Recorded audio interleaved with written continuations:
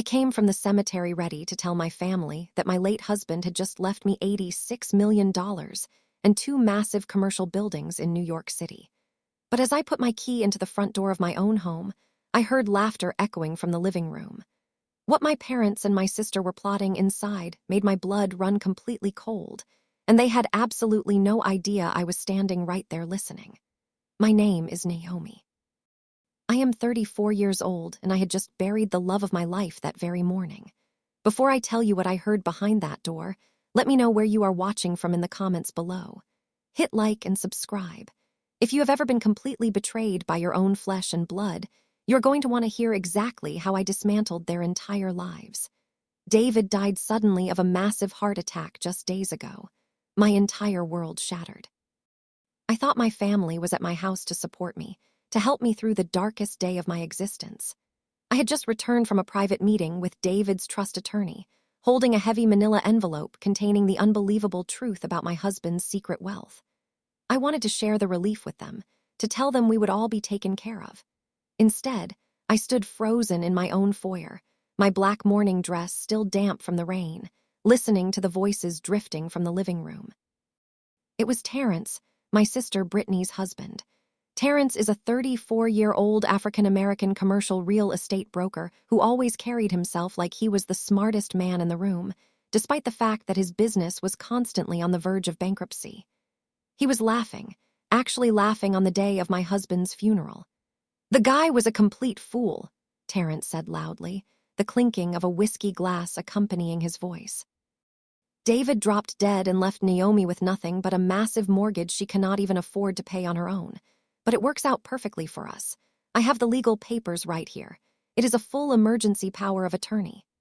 My mother, Patricia, chimed in immediately, her voice devoid of any sympathy for her newly widowed daughter. "You need to make sure she signs it today, Terrence, right now while she is still crying over that worthless man. We cannot let the bank foreclose on this house when your real estate business desperately needs the capital." I gripped the edge of the hallway console table, my knuckles turning white. They were not here to mourn David. They were here to scavenge his remains. My 32-year-old sister Brittany, the undisputed golden child of our family, spoke next. Her tone was dripping with entitlement. "Exactly, Mom. Besides, Naomi does not need a 4-bedroom house all to herself anymore. She can rent a cheap 1-bedroom apartment downtown. Terrence needs the cash injection to save his brokerage firm, and we deserve a cut of the house sale for putting up with her dramatic grief all week. Once she signs the house over to Terrence to manage her debts, we can flip it, pay off the firm, and finally put a down payment on that summer house in the Hamptons." My father Gregory grunted in agreement. "Naomi has always been weak," he said dismissively. "Tell her the power of attorney is to protect her from David's hidden debts. She is a forensic accountant, sure, but she is so blinded by grief right now, she will not even read the fine print. Just put the pen in her hand and tell her it is for her own good." I stood in the shadows of the hallway, absorbing the sheer scale of their treachery. My own parents, my own sister. They thought I was a broken, helpless widow they could easily manipulate and throw out onto the street. They thought my husband died penniless. They thought I was too weak to fight back. But my father was wrong about one thing.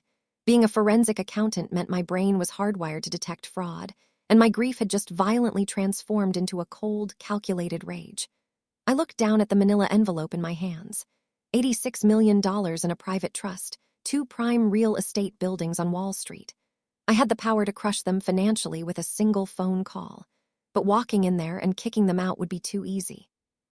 They wanted to play a legal game of deception. I decided I would let them play, and I would let them dig their own graves. I took a deep breath, wiped my dry eyes, and forced my hands to tremble.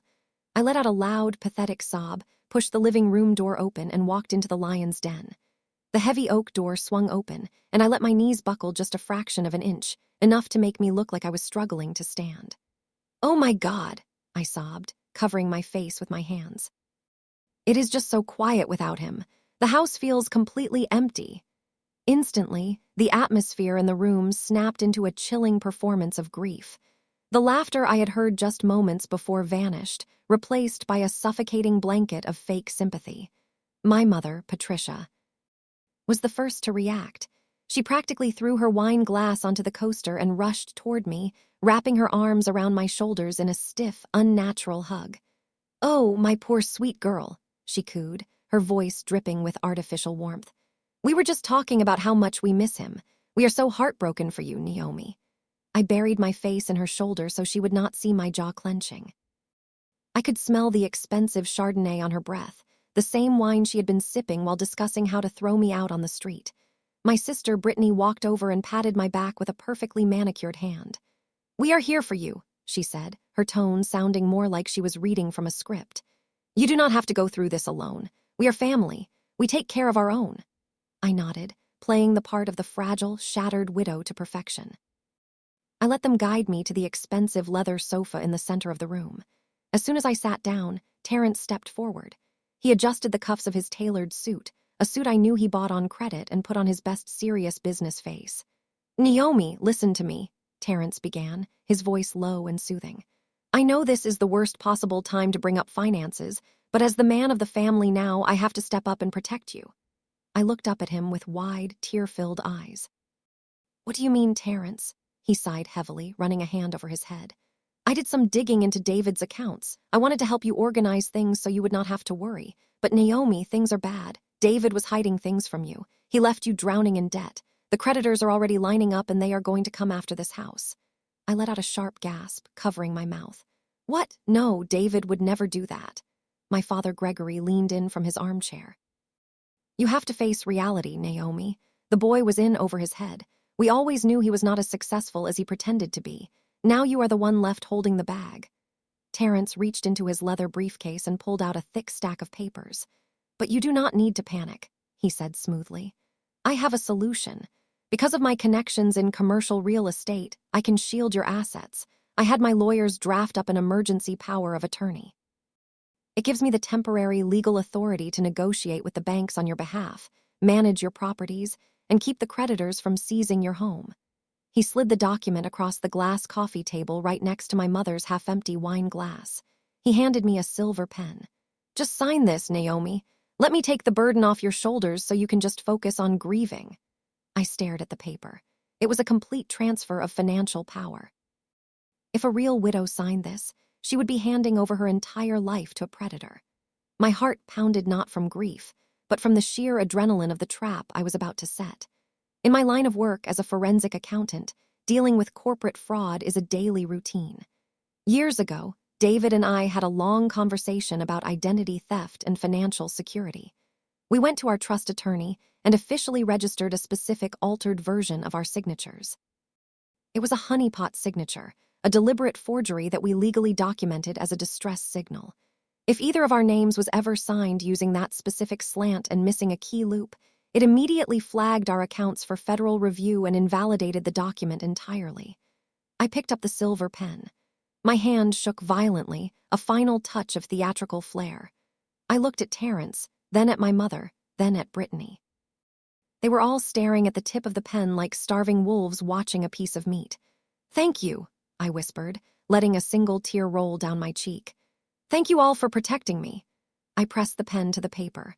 I deliberately changed the angle of my wrist. I flattened the end, skipped the loop on the M, and finished with a sharp, jagged line that looked nothing like my real signature. I signed every single page they put in front of me, planting the seeds of their destruction with every stroke of the pen. Terrence snatched the papers up the second I finished. A greedy, triumphant smile flashed across his face before he managed to hide it behind a look of solemn duty. "Do not worry about a thing, Naomi," he said, sliding the weaponized document into his briefcase. "I will handle everything from here." The second the brass clasp on Terrence's briefcase clicked shut, the entire energy in the room shifted.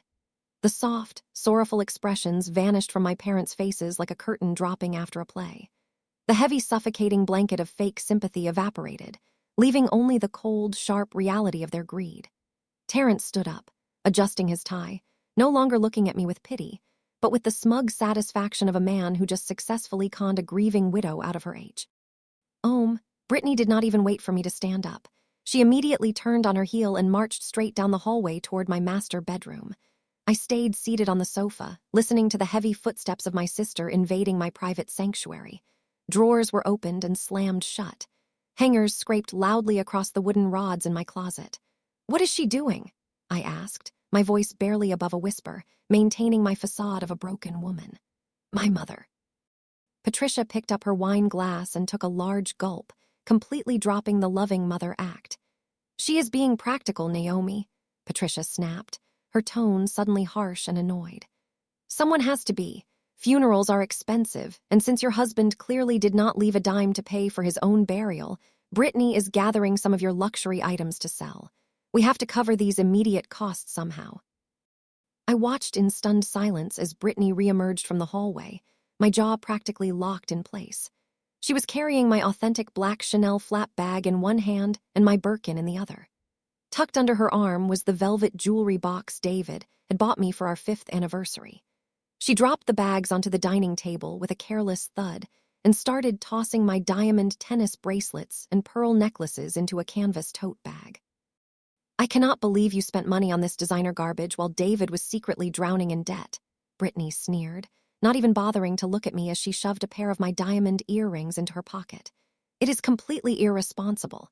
I am taking these to a consignment shop in the city tomorrow. Do not worry. Whatever is left over after we pay off the funeral home, we will put toward the mortgage arrears. I did not say a single word. I did not scream at her to drop my things. I did not tackle her to the floor, even though every instinct in my body was screaming at me to physically throw them all out of my house. I just let them steal. I let them take the physical items because they were nothing compared to the financial execution I was preparing for them. My father Gregory walked over and stood over me, casting a dark shadow across the couch. "Let this be a lesson to you, Naomi," he said, pointing a thick finger at my face. "We warned you about David. We told you he was a dreamer with no real business sense. You should have listened to us. You should have married a smart-driven businessman like Terrence. Look at him. He's running a massive commercial real estate firm in New York City, and you are sitting here about to lose the roof over your head." Terrence puffed out his chest, looking incredibly pleased with himself. "It is fine, Greg," Terrence said, using my father's first name with a disgusting level of familiarity. "She made her bed, but we are family. I will bail her out. I always clean up the messes." I lowered my head, hiding my face behind my hands as if I were crying uncontrollably. Under the cover of my arms, I slipped my phone out of my pocket. I unlocked the screen and opened my encrypted messaging app, going straight to the secure chat with my Manhattan trust attorney. The message I typed was short, precise, and lethal. I told my lawyer that the trap was set. The forged power of attorney had been signed and handed over to Terrence. I authorized my legal team to immediately finalize my absolute control over the $86 million trust fund. Furthermore, I instructed them to officially register my name as the sole legal owner of the 2 Wall Street commercial buildings David had left me. My fingers flew across the keyboard completely steady. Then I added one final instruction for the attorney. I needed the full tenant manifesto for the commercial building located at 14 Wall Street. I needed to verify the lease agreement for a specific commercial real estate brokerage firm operating on the 4th floor. I hit send. A tiny check mark appeared confirming the message was delivered. I slipped the phone back into my pocket and finally looked up, letting a few forced tears stream down my cheeks. Brittany was zipping up the canvas tote bag filled with my most expensive possessions. Terrence was patting his briefcase. My parents were looking at me with absolute disdain. They were vultures happily picking at the bones of my dead husband, entirely unaware that the carcass they were feeding on was highly toxic. They thought they had just taken everything from me. They did not realize I had just locked them inside a cage of their own making. 30 minutes later, the heavy oak front door finally clicked shut behind them. I stood quietly at the living room window, pulling the curtain back just a fraction of an inch. I watched Terrence load my canvas tote bag filled with my diamond jewelry and designer handbags into the trunk of his least luxury sedan. Brittany was already sitting in the passenger seat, reapplying her bright pink lip gloss in the vanity mirror, as if she had not just robbed her. Grieving sister blind. My mother and father climbed into their own midsize SUV, not once looking back at the house to see if I was okay. They drove away, leaving me alone in the suffocating silence of my empty home. The moment their tail lights disappeared around the corner of the street, my posture straightened.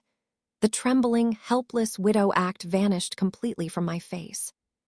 I walked over to the digital security panel on the wall, armed the perimeter alarm system, and locked every deadbolt on the front door. Then I bypassed the encrypted messaging app and called my Manhattan Trust attorney directly. His name was Mr. Harrison, a seasoned corporate lawyer who exclusively handled high-net-worth estates. He answered on the second ring, expecting my call. "Naomi," Harrison said, his tone professional but laced with a deep understanding of the gravity of our situation. "I received your secure message. Are you entirely sure you want to proceed with the immediate transfer right now? Once we execute these documents, your name will be publicly registered as the sole proprietor of the David Trust, and your personal net worth will officially update to $86 million. "Execute it immediately," I said, walking into my kitchen and pouring myself a tall glass of ice water. My husband meticulously set this trust up to protect me from the exact vultures who just walked out of my front door.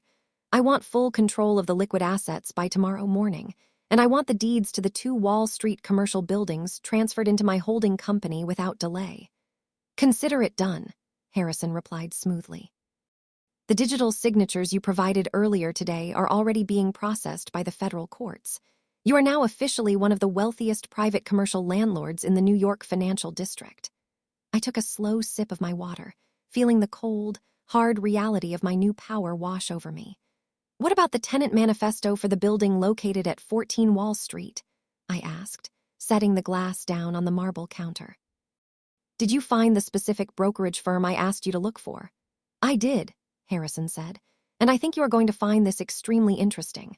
I pulled the master lease agreement for the entire 4th floor of that building.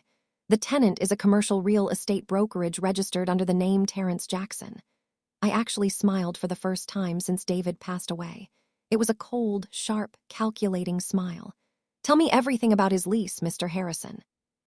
"It is a standard commercial lease, but Terrence has been struggling badly for a long time," Harrison explained, the sound of keyboard keys clacking rapidly in the background. "He is currently 2 full months behind on his rent. The previous property management company gave him a temporary grace period because he promised them a massive influx of capital was coming by the end of this week." A massive influx of capital. I repeated the words out loud, my blood boiling all over again. He was talking about the money he planned to steal from my house using that forged power of attorney. He intended to strip me of my only home just to keep his failing business afloat for a few more months. Harrison continued reading the legal file. "As the new legal owner of the building, you have the right to terminate that grace period immediately. Furthermore, there is an obscure operating expense clause hidden in his specific contract. It allows the landlord to legally triple the monthly rent if the tenant defaults on payments for more than 60 days. He is currently at day 62. The universe had just handed me the perfect weapon. Terrence thought he was holding a gun to my head with that forged document, but he was actually standing on a trap door and I was holding the lever. "Mr. Harrison," I said, my voice steady and completely devoid of mercy. "I want you to draft a new rent invoice for the 4th floor of 14 Wall Street. Triple the monthly rate according to the operating expense clause. Add all the late fees, the maximum allowed penalties, and the immediate demand for the arrears." "Understood," Harrison said without hesitation. "And what deadline should we give him to pay this new astronomical amount?" 72 hours, I replied instantly. "Deliver the aggressive legal notice directly to his office glass doors by tomorrow morning. If he cannot produce the money by the end of the week, I want you to initiate a full commercial lockout, seize his office, seize his computers, and seize all his client files." "It will be my absolute pleasure," Harrison said before hanging up the phone. I placed my cell phone on the kitchen island and stared out the window. The first chess piece had been officially moved. I was no longer just watching from the shadows as a passive victim. I was actively dismantling Terrence's entire livelihood. And the best part was he still thought I was sitting on my couch crying over stolen handbags. Exactly 2D. Eyes later, the doorbell rang. I was sitting at my kitchen island calmly drinking a cup of dark roast coffee and reviewing the digital confirmation that the rent increase notice had been successfully delivered to Terrence's office in Manhattan. The timing was almost poetic.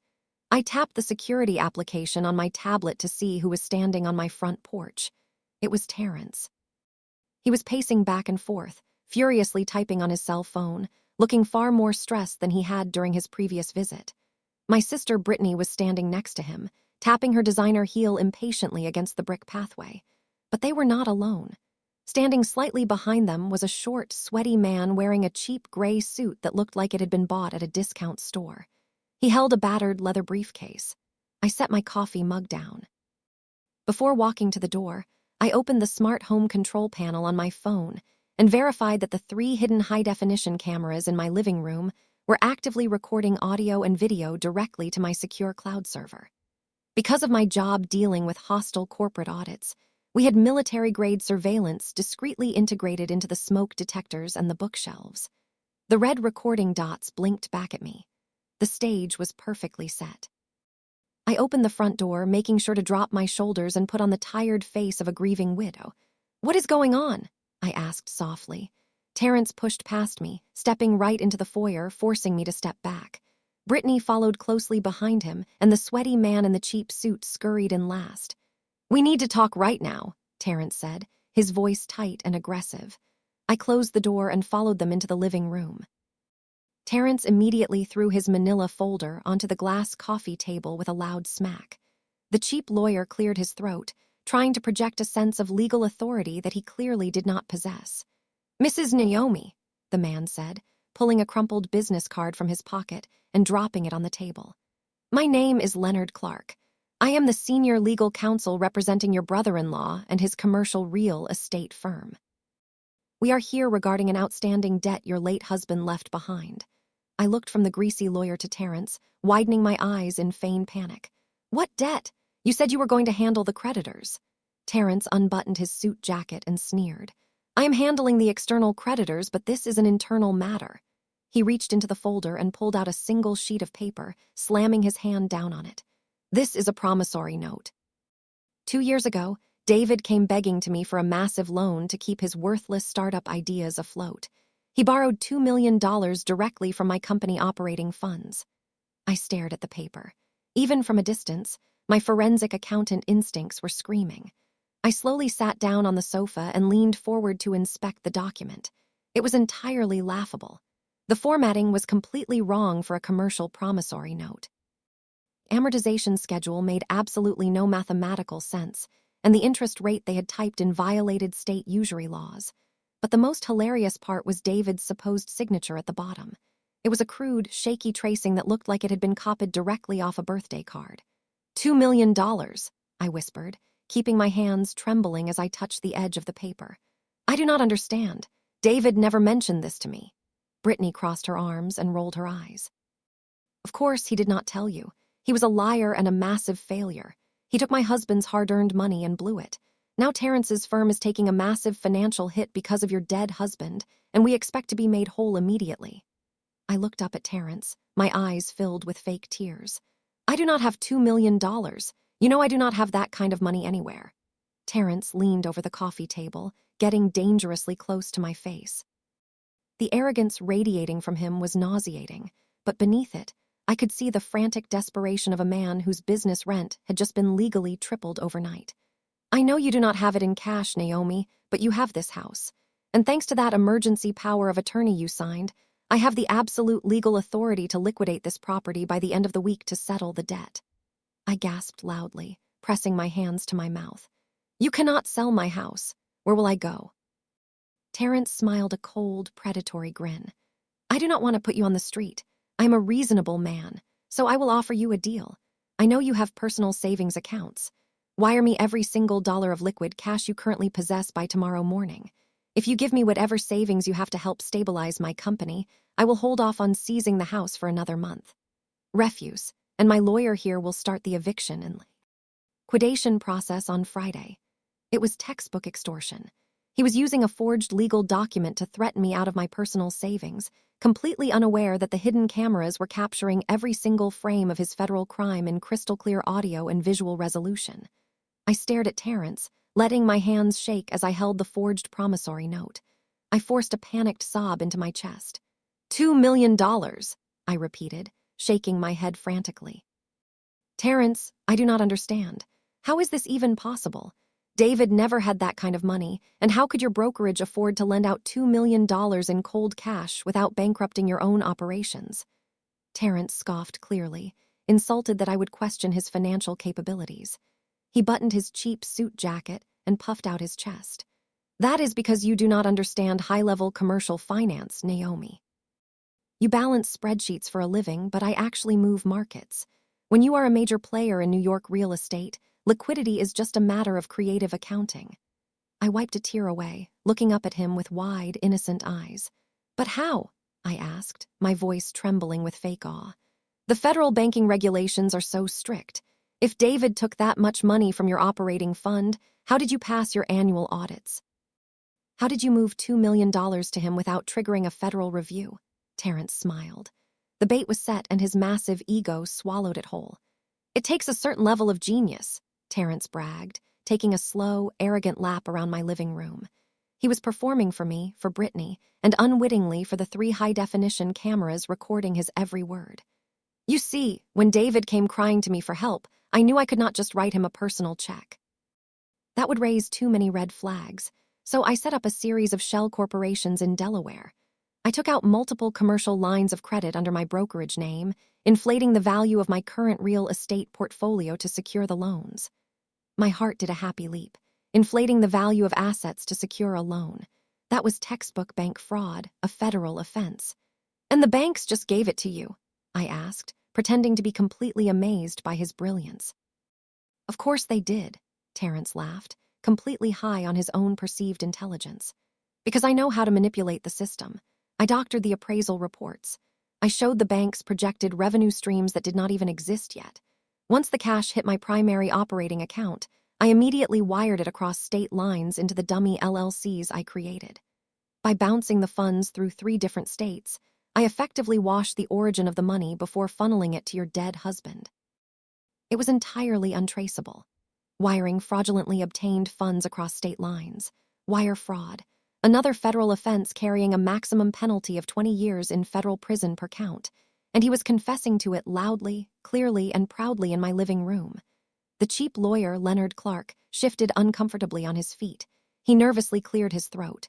"Terrence," he muttered, "perhaps we should not discuss the specific proprietary mechanisms of your business operations." Terrence waved his hand dismissively, shutting his own lawyer down. "Relax, Leonard. She is a grieving widow, not the FBI. Besides, she needs to understand exactly how much I risked to save her husband. I put my own neck on the line, Naomi. I manipulated federal banking documents to bail out your family, and now my creative accounting is catching up with me. The banks are asking questions, and I need that capital back in my accounts immediately to cover the paper trail." Brittany crossed her arms, looking at me with absolute disgust. "So, you see, Naomi, Terrence is actually a hero. He broke the rules to help David, and now you are acting like we are the bad guys for asking for our own money back. You should be thanking him on your knees. Instead, you are sitting there hoarding your savings while his business takes the hit." I looked down at my lap, hiding the fierce, triumphant gleam in my eyes. I had it.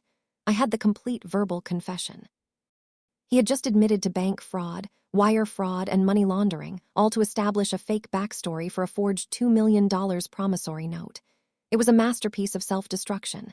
I let out a long, shaky breath and looked back up at Terrence. "Okay," I whispered, my voice thick with fake defeat. "Okay, Terrence, you win. I cannot fight you. I cannot lose this house." Terrence smirked, victory practically radiating from his pores.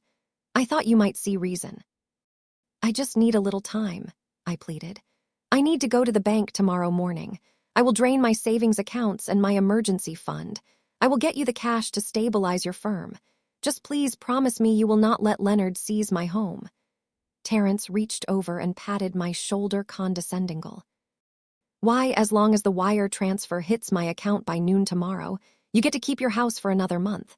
See, I told you I take care of family." They turned and walked toward the front door, Leonard practically running to get out of the house. I stayed seated on the sofa watching them leave. Terrence thought he had just secured the funds to save his failing real estate firm. He did not know his firm had already been legally locked out for unpaid rent, and he certainly did not know he had just handed a forensic accountant a complete recorded confession to multiple federal crimes. I did not even have time to finish my cold coffee before the heavy brass knocker on my front door started pounding aggressively. Terrence had not even been gone for an hour. I glanced at the security tablet on the kitchen island. It was my parents, Gregory and Patricia. Their faces were twisted with anger, clearly having just received a phone call from Terrence updating them on his successful extortion attempt. I walked back to the foyer and unlocked the deadbolt. Before I could even turn the handle completely, my father pushed the door open violently, forcing me to step backward against the wall. They marched into my house like an invading army, bringing a thick cloud of hostility with them. "We just spoke to Terrence," my mother, Patricia, snarled, not bothering with any fake sympathy this time. Her perfectly styled hair and expensive jewelry sharply contrasted with the ugly sneer on her face. "He said you are dragging your feet on transferring the funds. What exactly is your problem, Naomi?" I closed the front door and followed them into the living room, ensuring they were perfectly framed by the hidden cameras. "I told him I need time," I said softly, keeping my voice submissive and my shoulders slumped. "That is a massive amount of money to move, Mom. I cannot just snap my fingers and drain my accounts." Patricia scoffed, crossing her arms over her expensive cashmere sweater. "Do not play dumb with me. You have a massive retirement account from your corporate accounting job. You have emergency funds. You even have that luxury SUV sitting in the driveway. Sell the car. Drain the retirement accounts. You need to make Terrence whole immediately." I stared at her, letting the absolute absurdity of her demands hang in the air. "You want me to liquidate my entire retirement and sell my only mode of transportation to pay off a forged debt? It is not forged," my father, Gregory, bellowed, his face turning a dark shade of red. "It is a legitimate business loan that your absolute failure of a husband took from our brilliant son-in-law. You are a selfish burden, Naomi." "You have always been a selfish burden. Even when you were a child, you always made things difficult for this family." Patricia took a step closer to me, her eyes practically glowing with malice. "Your father is right," she hissed. "You were always so jealous of Brittany. You hated that she was beautiful. You hated that she was popular. You hated that she married a highly successful commercial real estate broker while you settled for a pathetic dreamer who left you with absolutely nothing. We always knew Brittany was the one destined for greatness. Terrence is trying to save this family, and you are sitting here hoarding your little savings accounts while his business suffers." Every word out of her mouth was an absolute gift. It was a flawless recorded documentation of her toxic favoritism and her malicious intent to strip me of my assets. I did not even need to prompt her. She was happily digging her own grave on camera. "I am not selling my car, Mom," I said calmly, dropping the crying widow act entirely. I straightened my posture, my voice suddenly cold and flat. "And I am certainly not draining my retirement accounts to fund Terrence's failing real estate brokerage." My parents froze. The sudden shift in my tone caught them completely off guard. The pathetic, trembling daughter they had been bullying for 34 years was gone. "Excuse me," Patricia spat, taking another aggressive step forward. "You do not get to speak to me that way. You owe us for putting up with you." "It is my house," I replied, staring her dead in the eye without blinking. "And I am asking you to leave my property immediately." Gregory let out a loud, mocking laugh, planting his feet firmly on my rug. "You are not kicking us out. We are not leaving until you get on the phone with your bank and authorize the wire transfer to Terrence. We are your parents, and you will do exactly as we say. You have no power here." They really thought they still held all the cards. They thought years of emotional abuse had conditioned me to just roll over and surrender. But I was not the scared little scapegoat they raised anymore. I was a wealthy, independent woman holding a royal flush, and I was entirely done entertaining their narcissistic delusions. "I gave you a polite warning," I said, reaching into my pocket. Pulling out my cell phone. I opened the smart home security application. Patricia lunged forward, trying to snatch the phone right out of my hand. "Are you calling the police?" she screamed. "You ungrateful brat." I did not call the police. The local police were entirely too small for the federal case I was building. Instead, I simply tapped the large red panic button on the screen. Instantly, the house erupted. A deafening 120 dB security siren blasted from hidden speakers in every single room. Flashing red strobe lights pulsed from the ceiling corners, turning the elegant living room into a chaotic emergency zone. The sheer volume of the alarm was physically painful, designed to disorient intruders. My parents clamped their hands over their ears, their faces twisting in pure shock and agony. Gregory shouted something at me, his face purple with rage, but his voice was completely drowned out by the piercing electronic shriek. Patricia stumbled backward, her designer heels slipping clumsily on the hardwood floor as she scrambled desperately toward the foyer. I stood perfectly still in the center of the living room, completely unfazed by the noise. I watched with cold, silent satisfaction as the two people who were supposed to love and protect me practically crawled out of my front door like terrified rats fleeing a sinking ship. The heavy oak door slammed shut behind them. I tapped my phone screen, and the house instantly fell back into a dead, peaceful silence. They were gone, and they had just finalized their roles as accomplices. The next morning, I sat at my kitchen island with my laptop open, sipping a fresh cup of dark roast coffee. I had securely logged into the private surveillance network for the commercial building located at 14 Wall Street. As the new legal owner, I had full administrative access to the high-definition security cameras installed in the hallways. I pulled up the live camera feed for the fourth floor, making sure I had a perfect view of the heavy glass double doors leading into Terrence's real estate brokerage. Right on schedule, at exactly 8:45, the elevator doors chimed open. Terrence strutted out into the hallway holding a cup of expensive artisan coffee. He was wearing another tailored suit he could not actually afford, walking with the arrogant swagger of a man who firmly believed he was just hours away from receiving a massive wire transfer from his naive, grieving sister-in-law. He thought he had completely won our little game. He thought he had broken me into total submission. Then he stopped dead in his tracks. Taped directly to the center of his pristine glass doors was a massive bright yellow legal eviction notice. It was impossible to miss. It was not a discreet envelope slid quietly under the door to save his pride. It was a humiliating, highly visible declaration of his financial failures taped up at eye level for every other tenant and client on the floor to see. I watched through the high-definition camera as Terrence's arrogant swagger instantly evaporated. He practically dropped his coffee cup as he lunged forward and ripped the yellow paper off the glass. Even without audio, I could see the exact moment the blood drained completely from his face. His eyes darted wildly across the bold black text. The notice was brilliantly drafted by Mr. Harrison. It formally informed Terrence that the building had undergone a sudden change in ownership. Because his firm was already 62 days delinquent on rent, the new management was legally activating the obscure operating expense penalty clause buried deep within his original commercial lease agreement. His monthly rent was instantly tripled. The temporary grace period granted by the previous owners was officially and immediately revoked. The document demanded the immediate payment of the new tripled rent, plus all the accumulated arrears, and the maximum allowable penalty late fees. It was an astronomical figure that would bankrupt a healthy business, let alone his failing one. The bottom line stated in bold, uncompromising letters that if the entire balance was not paid in full within 72 hours, a commercial lockout would be executed by armed security. The locks would be changed, his assets would be seized, and his business would be liquidated to cover the debt. On the security feed, Terrence began to hyperventilate. He frantically dug his keys out of his pocket, his hands shaking so violently he dropped them on the carpeted floor twice before finally unlocking his office door. He rushed inside, leaving the door wide open. I switched the camera feed to the interior lobby of his office. He sprinted past his confused young receptionist, shouting something that made her flinch and drop her pen. He ran into his private office, slamming the heavy wooden door behind him.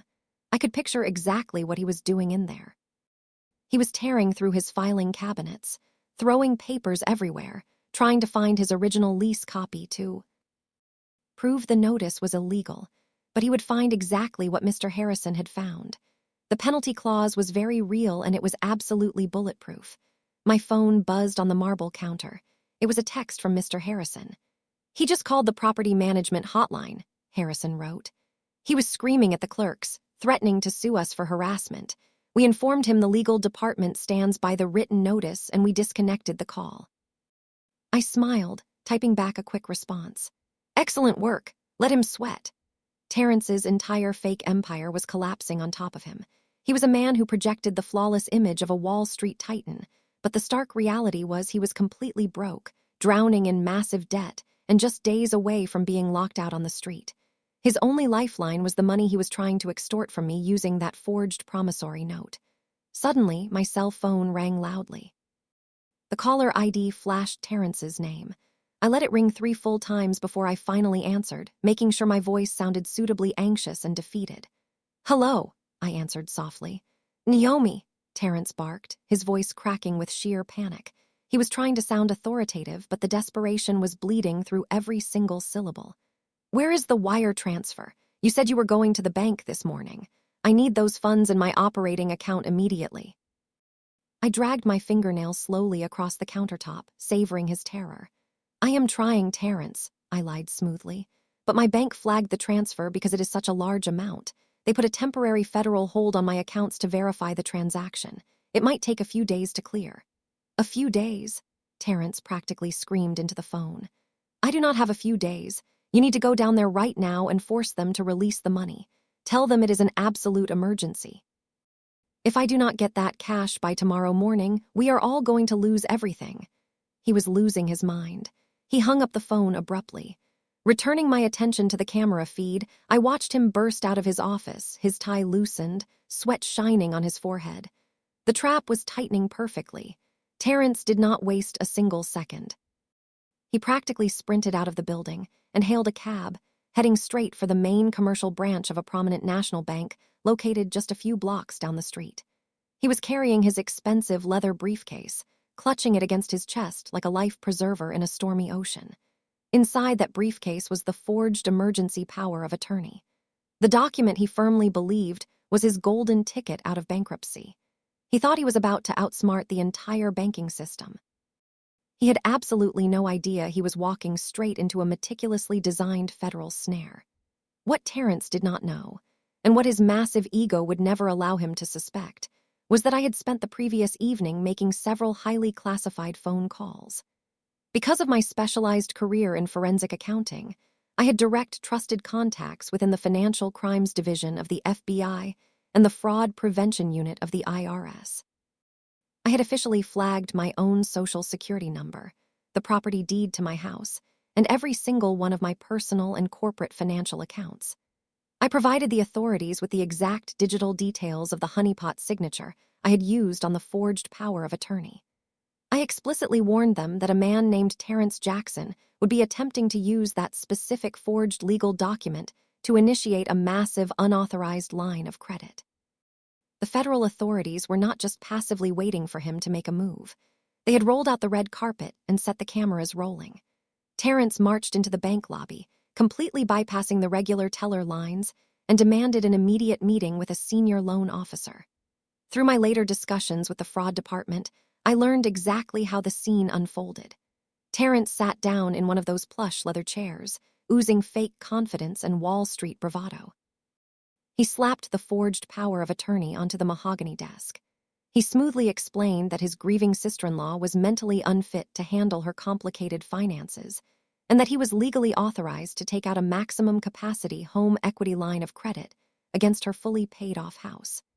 He aggressively demanded an immediate cash advance of $500,000 to be wired directly into his commercial brokerage account to cover urgent operational expenses. The senior loan officer took the document with a professional nod.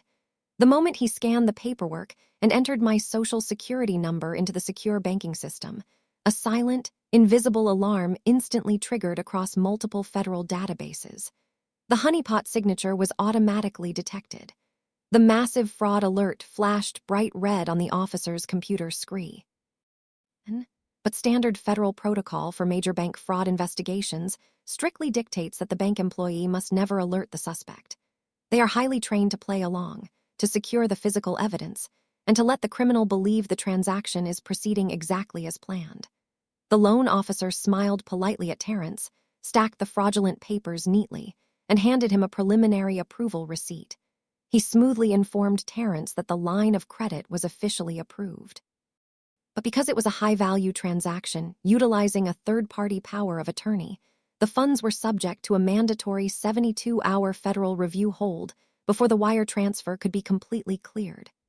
Terrence, completely blinded by his own arrogance and his desperate need for cash, bought the lie without a single second of hesitation. He thought a 72-hour hold was just standard banking bureaucracy for large transfers. He did not realize that the 72-hour hold was actually the exact amount of time the FBI needed to officially compile the wire fraud warrants and prepare the arrest mandates. Terrence shook the loan officer's hand, firmly snatched his approval receipt, and walked out of the bank lobby, feeling like an absolute conqueror. He immediately pulled out his cell phone to call my sister Brittany, eager to brag about his victory. My own secure cell phone chimed just a moment later.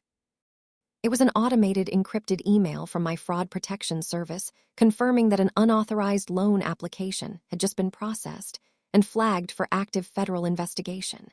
Terrence actually thought he had won. He thought he had just saved his failing business and stolen my home in one brilliant sweeping move. He did not know he had just permanently locked the door to his own prison cell. The federal trap was now fully armed and completely ready to snap shut. By that evening, Terrence had clearly relayed the news of his perceived victory to his wife. Brittany, never one to let a moment of financial triumph go uncelebrated, immediately sprang into action. Believing that a massive $500,000 cash injection was guaranteed to hit their accounts within 3 days, she decided to throw an outrageously expensive business expansion party. I found out about it through her social media stories. She had booked the private dining room at one of the most exclusive, ridiculously overpriced French restaurants in Manhattan. The guest list included my parents, Terrence's remaining business associates, and a handful of local socialites Brittany desperately wanted to impress. It was a grotesque display of premature arrogance. They were celebrating the theft of my home using money that did not exist, approved by a federal sting operation. I knew I had to be there.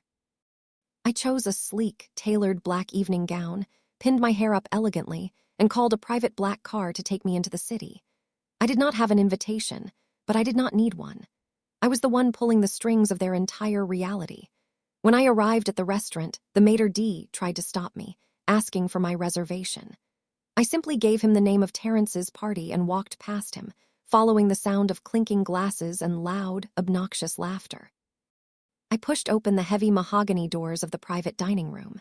The space was dripping with crystal chandeliers and overflowing with imported floral arrangements. Terrence was standing at the head of a long marble table, holding a glass of wine, loudly boasting to a group of investors about his brilliant new real estate acquisitions. My mother, Patricia, was the first to spot me. Her face instantly dropped. She leaned over and frantically tapped Brittany on the shoulder. My sister turned around, her fake camera-ready smile vanishing the second her eyes locked onto mine. She excused herself from her wealthy friends and marched straight across the room toward me, her heels clicking aggressively against the polished hardwood floor. "What are you doing here, Naomi?" Brittany hissed under her breath, her eyes darting around the room to see if anyone was watching us. "You were absolutely not invited to this. This is an exclusive celebration for Terrence's firm." I smiled, keeping my voice perfectly calm and pleasant. "I am family, Brittany. I thought we were all about supporting each other through hard times. Since Terrence was so kind to handle my financial burdens, I wanted to come and congratulate him on his big success." Brittany sneered, looking me up and down with absolute disgust. "You have a lot of nerve showing your face here. You are completely drowning in debt. Your house is practically ours, and you think you can just crash an elite networking event. You do not belong in a room like this anymore. Look at these people. They are the top tier of Manhattan real estate. You cannot afford to be seen with the elite." She pointed a manicured finger toward a small, dimly lit two-person table situated near TH's swinging kitchen doors, far away from the main celebration. "If you insist on staying and embarrassing yourself, you can sit over there," Brittany ordered loudly, ensuring a few of the nearby guests heard her. "Do not talk to Terrence's investors and do not order anything expensive. I am not paying for your charity meal." I did not argue. I did not cry. I simply smiled a genuine, terrifying smile that made her blink in confusion. "Thank you, Brittany," I said gracefully. "That table looks absolutely perfect." I walked over to the small table in the back and sat down. Brittany turned back to her guests, rolling her eyes and acting like the gracious hostess who had just dealt with a crazy relative. A young, sharply dressed waiter approached my table almost immediately, looking slightly apologetic for my seating arrangement. "Can I get you a glass of tap water, ma'am?" he asked gently. "Actually," I said, keeping my voice clear and loud enough to carry across the room, I would like to order a bottle of champagne to celebrate my brother-in-law's success. Do you have the 2008 vintage Louis Roederer crystal? The waiter blinked, clearly caught off guard. We do, ma'am, but that bottle is $4,000. Perfect, I replied. I will take it, and please keep the tab open under my name. I opened my clutch and pulled out the heavy, solid metal black card issued exclusively by the Manhattan trust firm to clients with ultra-high net worth accounts. I placed it gently on the waiter's silver tray. The card hit the metal surface with a distinct heavy clink. It was not a standard credit card. It was a solid titanium wealth management card, exclusively minted for individuals holding liquid assets north of $50 million. The sheer weight of it was undeniable. The waiter looked down at the card and his entire posture instantly transformed. He recognized the insignia immediately. It was a card that demanded absolute, unquestioning respect, the kind of card Terrence and Brittany could only dream of holding. Right away, madam, the waiter said, bowing his head with deep reverence. I will bring it out immediately. As the waiter hurried away, I looked across the room. Terrence and Brittany were staring at me, their faces suddenly tight with confusion. They had heard the price of the champagne. They had seen the waiter's dramatic shift in behavior. The first tiny seed of panic had just been planted in their minds, and the night was only just beginning. Terrence excused himself from his group of wealthy investors and practically marched over to my small table in the corner. His eyes were locked on my hands, searching for the heavy metal card I had just handed to the waiter. He slammed his palms down on my table, leaning in close so the other guests would not hear him over the ambient music.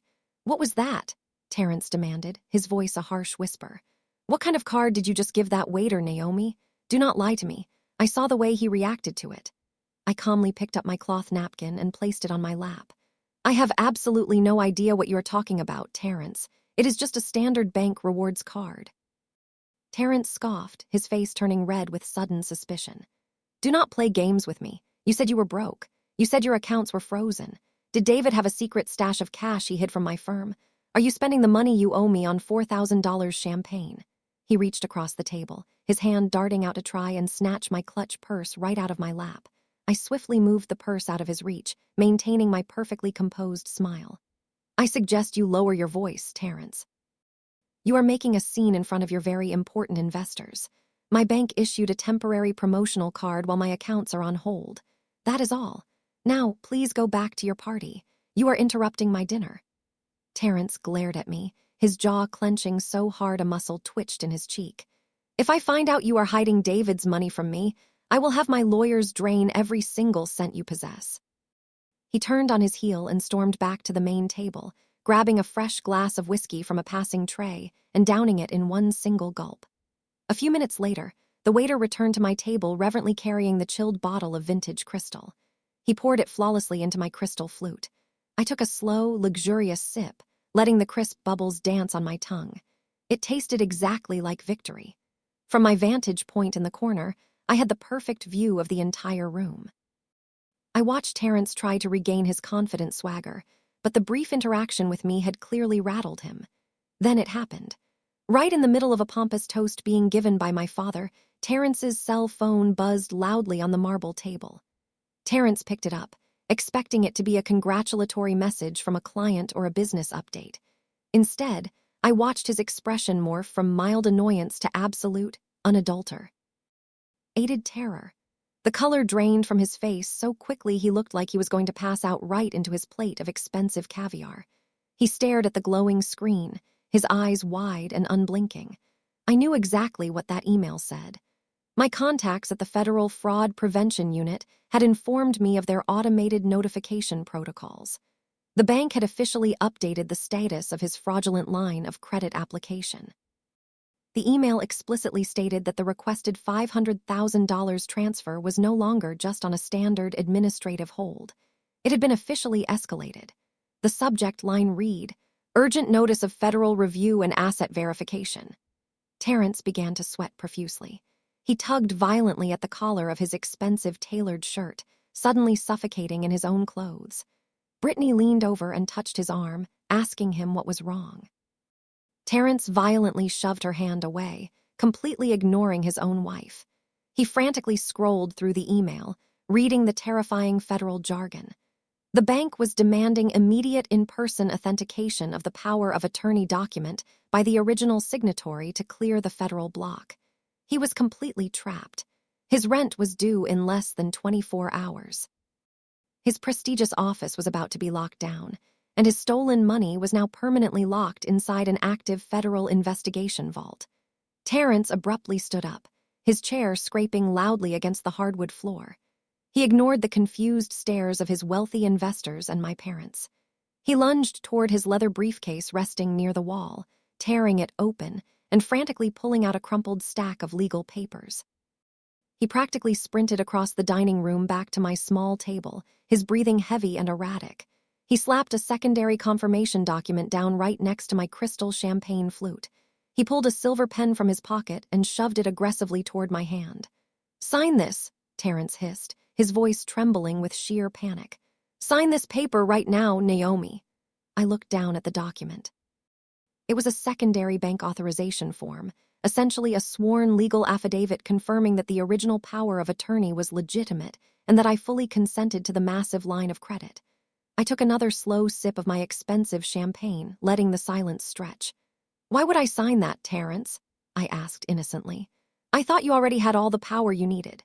Terrence leaned over the table, his face practically inches from mine, sweating profusely. "The bank is being ridiculous," he stammered, his eyes darting wildly around the room. "They flagged the transfer because of the high dollar amount. They just need a secondary physical signature to release the hold. Do it now, Naomi. If you do not sign this right now, I lose my office tomorrow morning." I set my crystal flute down on the white tablecloth, looking up at his terrified, sweating face.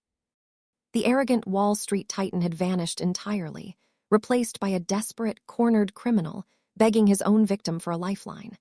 I picked up the silver pen he had shoved toward me. Terrence let out a loud, shaky exhale of relief, assuming I was finally submitting to his demands. He practically leaned over my plate, waiting for the ink to hit the paper. Instead, I held the pen up in the air and tapped it gently against the side of my crystal glass. The sharp, high-pitched clink echoed through our quiet corner of the room. "I am not signing this, Terrence," I said, but I did not whisper. I projected my voice clearly and loudly across the dining room, ensuring every single syllable carried over the soft, ambient jazz music. "I am not signing a sworn legal affidavit to authorize a $500,000 line of credit against my fully paid-off home so you can bail out your failing real estate brokerage." The effect was instantaneous. Conversations at the main table stopped dead. A heavy, suffocating silence fell over the private dining room. Several wealthy investors turned their heads, staring directly at Terrence with expressions of profound confusion and sudden suspicion. Terrence turned completely white. He lunged forward, grabbing the edge of my small table with both hands. "Shut up," he hissed frantically, his eyes darting nervously toward his investors. "Are you out of your mind? Keep your voice down right now." I did not lower my voice. In fact, I stood up, pushing my chair back loudly against the hardwood floor. "Why should I keep my voice down, Terrence? You brought this document to my table in the middle of a celebration. You are the one demanding I commit financial perjury to save your office from being legally locked down tomorrow morning. Are you trying to steal my house right in front of your most important clients?" A collective gasp rippled through the room. One of the investors, an older gentleman in a custom-tailored suit, actually set his wine glass down and crossed his arms, staring at Terrence with absolute disgust. Before Terrence could even attempt to formulate a lie to save his crumbling reputation, my mother, Patricia, stormed across the room. Her face was flushed dark red with embarrassment and fury. She shoved Terrence aside and got right in my face, her expensive perfume suffocating me. "How dare you?" Patricia screamed, completely abandoning the refined high society persona she had been projecting all evening. "You are an absolute disgrace, Naomi. We invite you here out of the goodness of our hearts, and you pull this psychotic stunt just to embarrass us. You are nothing but an ungrateful, jealous daughter who cannot stand seeing her sister happy. You are actively trying to ruin Brittany's marriage because your own husband was a massive failure." My father Gregory arrived right behind her, pointing a thick, angry finger at the door. "You need to leave right now," he bellowed. "You are having a mental breakdown. We are going to have you legally committed for this." "Do you hear me?" Brittany was standing near the main table, hiding her face in her hands, playing the role of the humiliated victim perfectly. But her investors were not looking at her with sympathy. They were looking at Terrence like he was a massive financial liability. I looked at my mother, then at my father, and finally at Terrence, who was currently vibrating with a mixture of absolute panic and explosive rage. He looked like a man who had just realized the parachute he packed was actually filled with heavy rocks. I picked up my titanium black card from the silver tray the waiter had left behind and slipped it back into my designer clutch. I smoothed out the front of my black evening gown, completely ignoring my parents' screaming. "You do not have to ask me to leave," I said smoothly, my voice echoing in the dead, silent room. "I have seen exactly what I came here to see. Thank you all so much for the entertainment tonight. It was truly unforgettable. Good luck with the bank tomorrow, Terrence. I have a feeling you are going to need an absolute miracle." I turned my back on them and walked out of the private dining room. I kept my head held high, my posture perfect, and my steps measured and elegant. I did not run. I did not look back. As the heavy mahogany doors swung shut behind me, the muffled sounds of absolute chaos erupted from inside the room. I could hear one of the investors loudly demanding to know if Terrence's firm was actually facing a commercial eviction. I heard Terrence stammering, desperately trying to lie his way out of a burning building, and I heard my mother shrieking my name. I walked through the main restaurant lobby, stepped out into the crisp New York night air, and climbed into the back of my waiting private car. Terrence thought the worst thing happening to him was losing his investors and his office space.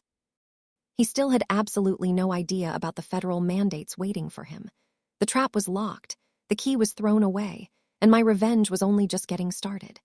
The morning after the disastrous dinner party, I arrived early at my corporate office in Midtown Manhattan.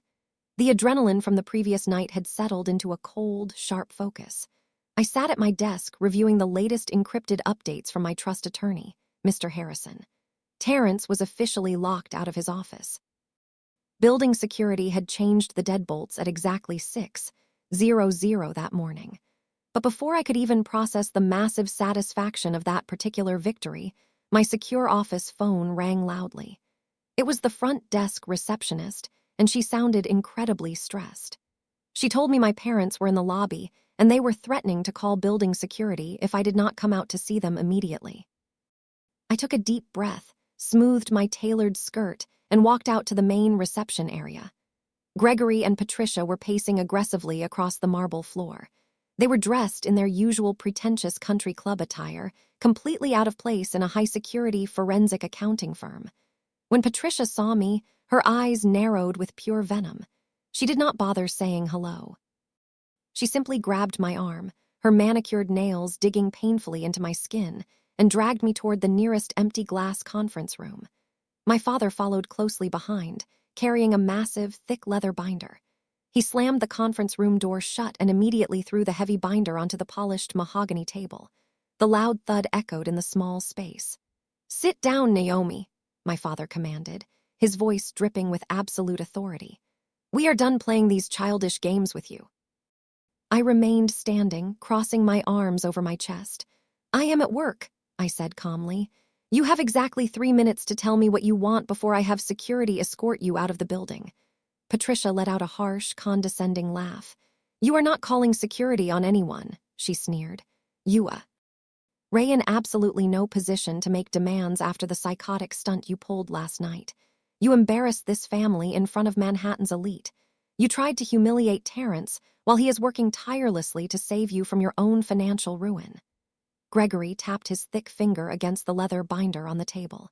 "You are clearly having a severe mental breakdown due to your grief," he stated coldly. "You are acting erratically. You are refusing to pay your husband's legitimate debts, and you are creating public disturbances. Terrence called us this morning in tears. He said his office was illegally locked down because you failed to authorize the bank transfer. You are deliberately destroying your own family." I stared at the binder, recognizing the legal formatting on the visible tabs. "What is that?" I asked, keeping my tone perfectly neutral. "It is your wake-up call," Patricia said, stepping closer to me. "It is an emergency petition for a conservatorship." The word hung in the air, heavy and incredibly toxic. A conservatorship. It is a severe legal mechanism in the United States designed for individuals who are entirely incapacitated, like elderly patients with advanced dementia or people in comas. It strips a person of their basic human rights, handing total control of their finances, medical decisions, and personal autonomy over to a legal guardian. We have already spoken to a family court judge and a private psychiatric evaluator, Gregory boasted, looking incredibly smug. They both agree that your current behavior is highly indicative of a severe grief-induced psychotic break. If you do not wire that $500,000 to Terrence by noon today, we are filing this petition at 100. The court will freeze every single one of your bank accounts. They will appoint us as your permanent legal guardians. Patricia smiled a chilling, triumphant expression. Once we are in control of your estate, Naomi, we will authorize the sale of your house ourselves. We will pay Terrence what he is owed, and we will put you in a quiet residential facility where you can get the psychiatric help you so clearly need. You will not have access to a single credit card, a vehicle, or a cell phone without our explicit written permission. I stood absolutely still, processing the sheer magnitude of their cruelty.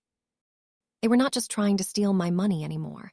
They were actively attempting to erase my entire existence.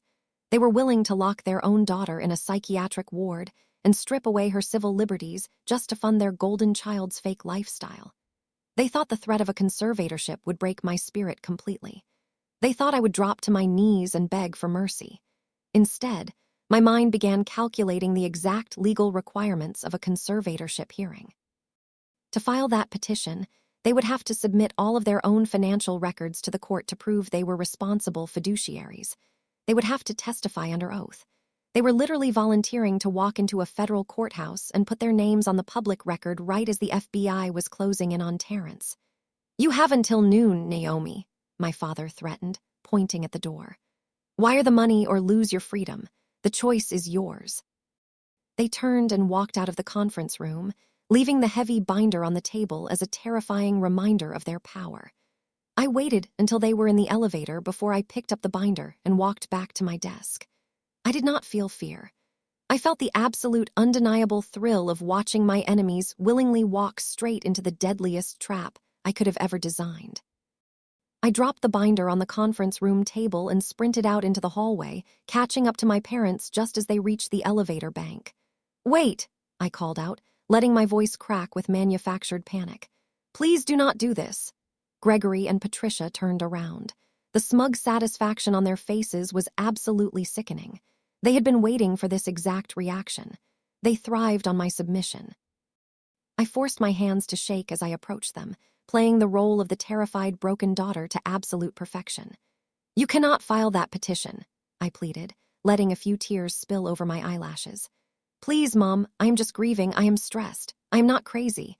If you take away my legal rights, I will lose my job. I will lose everything David and I built. Just give me more time." My mother stepped forward, her posture rigid and completely devoid of maternal warmth. She looked at me like I was a diseased animal standing in her pristine hallway. "We are doing this for your own good," Patricia stated coldly, her voice echoing off the marble walls. "You have lost your mind, Naomi.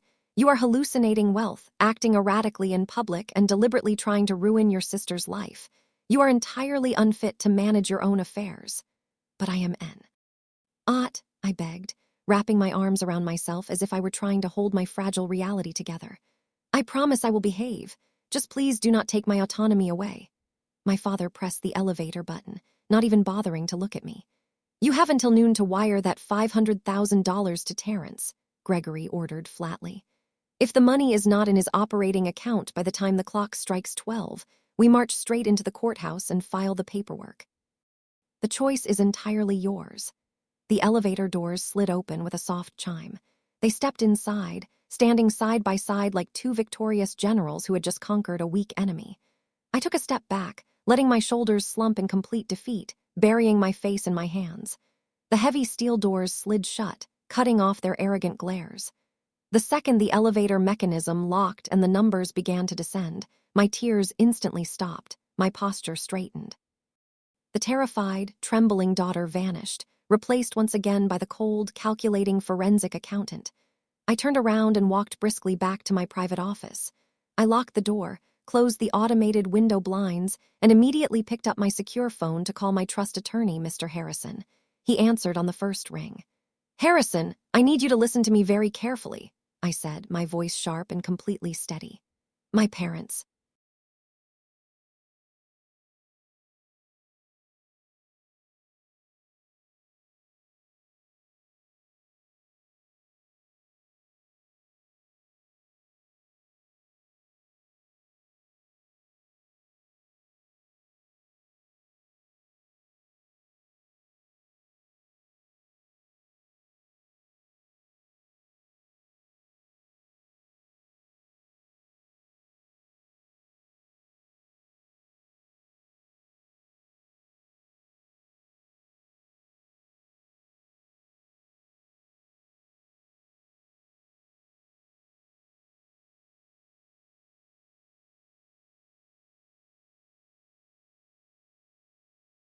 We're just here. They brought a drafted petition for an emergency conservatorship. They are threatening to file it today if I do not pay off Terrence's forged debt. There was a sharp intake of breath on the other end of the line. Naomi, that is incredibly dangerous, Harrison warned, his professional tone suddenly laced with genuine concern. A conservatorship petition in New York State is a nuclear legal option. Even if we can easily prove you are perfectly sane and financially solvent, the mere filing of that document can temporarily freeze your public assets and trigger a mandatory court investigation. We need to file a preemptive injunction right now to block them from submitting those papers. No, I replied instantly. Do not block it. In fact, I want you to make sure the family court docket is completely clear for them. I want them to file it. Harrison was silent for a long moment. You want them to file a petition to legally declare you mentally incompetent. Why on earth would you allow that? Because they are absolute fools who do not understand the legal system they are trying to weaponize against me, I explained, a vicious smile spreading across my face. Think about it, Harrison. In order for a judge to grant a conservatorship, the petitioners must prove they are responsible fiduciaries. They have to submit to a rigorous background check. They are legally required to file their own comprehensive financial disclosures under penalty of perjury. They have to open their books to the federal court to prove they have the financial stability to manage my estate. I heard Harrison chuckle softly on the other end of the line as the brilliance of the strategy dawned on him. They will have to submit their bank statements and tax returns, he murmured, the excitement growing in his voice. Exactly, I said. My parents have been secretly funneling money to Brittany and Terrence for years to support their fake luxury lifestyle. Their finances are completely entangled with Terrence's failing brokerage. If they file this petition, they are voluntarily handing over their entire financial history to a federal judge right as the FBI is preparing to arrest Terrence for major bank fraud. They will inadvertently implicate themselves as financial enablers and potential co-conspirators. It is a legal suicide mission, Harrison noted, his keyboard already clicking rapidly as he began pulling up the necessary court schedules. It is, I agreed. They think they are dragging me into a dark alley to rob me. They do not realize they are dragging me onto a brightly lit federal stage where I hold every single piece of evidence. Let them file the petition, Harrison. Do not stand in their way. When the court date arrives, we are going to let them perjure themselves right in front of the judge, and then we are going to drop the $86 million trust document right on their heads. I will have our litigation team prepare the defense exhibits immediately, Harrison promised. We will let them dig the hole as deep as they possibly can. I hung up the phone and leaned back in my leather chair. It was barely 9:00 in the morning, and the trap was now flawlessly set. I just had to wait for noon. Noon came and went in absolute silence. I did not log into my bank. I did not authorize any wire transfers. I simply sat at my desk and watched the clock tick past 12. By 1:00, Mr. Harrison sent me a brief encrypted text message confirming that Gregory and Patricia had officially filed the emergency conservatorship petition with the New York Family Court. They had willingly submitted their preliminary financial disclosures alongside the psychiatric evaluation they bought from that corrupt doctor. The hearing was expedited and scheduled for the end of the week. But my parents were not the only ones making their moves. Almost exactly at the moment the legal paperwork was stamped, my phone began to vibrate aggressively on my desk. It started with a few direct messages from cousins I had not spoken to in years. Then came the barrage of text messages, angry voicemails, and notifications from various social media platforms. I opened my feed, and immediately saw why my sister Brittany had taken her performance public. She had posted a highly edited, emotionally manipulative video to her hundreds of thousands of followers. In the video, she was sitting on the floor of her luxurious living room, wearing absolutely no makeup to look as distressed as possible. She was clutching a crumpled tissue, her eyes red and puffy from crying forced tears. "I do not usually share such personal family trauma online," Brittany whimpered to the camera, her voice breaking perfectly on cue. "But my sister Naomi is going through a severe mental health crisis following the tragic death of her husband.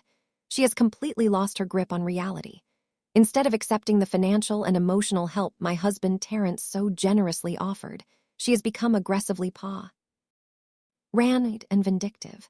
She is actively trying to destroy my family out of pure jealousy and spite. She even crashed a private dinner last night to scream at us in public." Brittany dabbed her dry eyes and looked directly into the lens. "My parents are doing everything they can to get her legally committed to a facility where she can be kept safe from herself, but her delusions are tearing our family apart. Please send us prayers. It is so hard to watch someone you love turn into a monster." The video went viral within our local social circles in a matter of hours. The comment section was a horrifying echo chamber of blind support for Brittany and absolute vitriol directed at me. My extended family, who had always blindly worshipped the ground the golden child walked on, unleashed a torrent of abuse. My aunt left a voicemail calling me a psychotic, ungrateful wretch. Former high school classmates sent messages telling me I needed to be locked up in a padded room. They called me selfish. They called me crazy. They told me David would be ashamed of me. It was a meticulously coordinated smear campaign designed to break my spirit and isolate me completely before the court date. They wanted me to feel so alienated and hated that I would show up to the hearing as a sobbing, nervous wreck, perfectly matching the erratic profile they had constructed. But they fundamentally misunderstood the woman they were dealing with. I did not cry. I did not reply to a single text message or comment. I put my cell phone on silent, tossed it into the bottom drawer of my desk, and locked it. I did not care about the opinions of a community that believed the lies of a fake influencer. I only cared about the lethal, undeniable truth hidden in the numbers. I opened a fresh encrypted spreadsheet on my dual monitors. For the next 3 days, while my family dragged my name through the digital mud, I spent every waking hour quietly auditing Terrence's entire public financial history. As a licensed forensic accountant, I had access to deep public records, corporate filings, and real estate transaction databases that average citizens did not even know existed. I started pulling every single LLC registration associated with Terrence's name over the past decade. I cross-referenced his reported commercial property acquisitions with the actual county tax records. What I found was a staggering complex web of continuous fraud. Terrence had not just faked a single promissory note. His entire career was built on a massive Ponzi scheme of inflated assets and borrowed capital.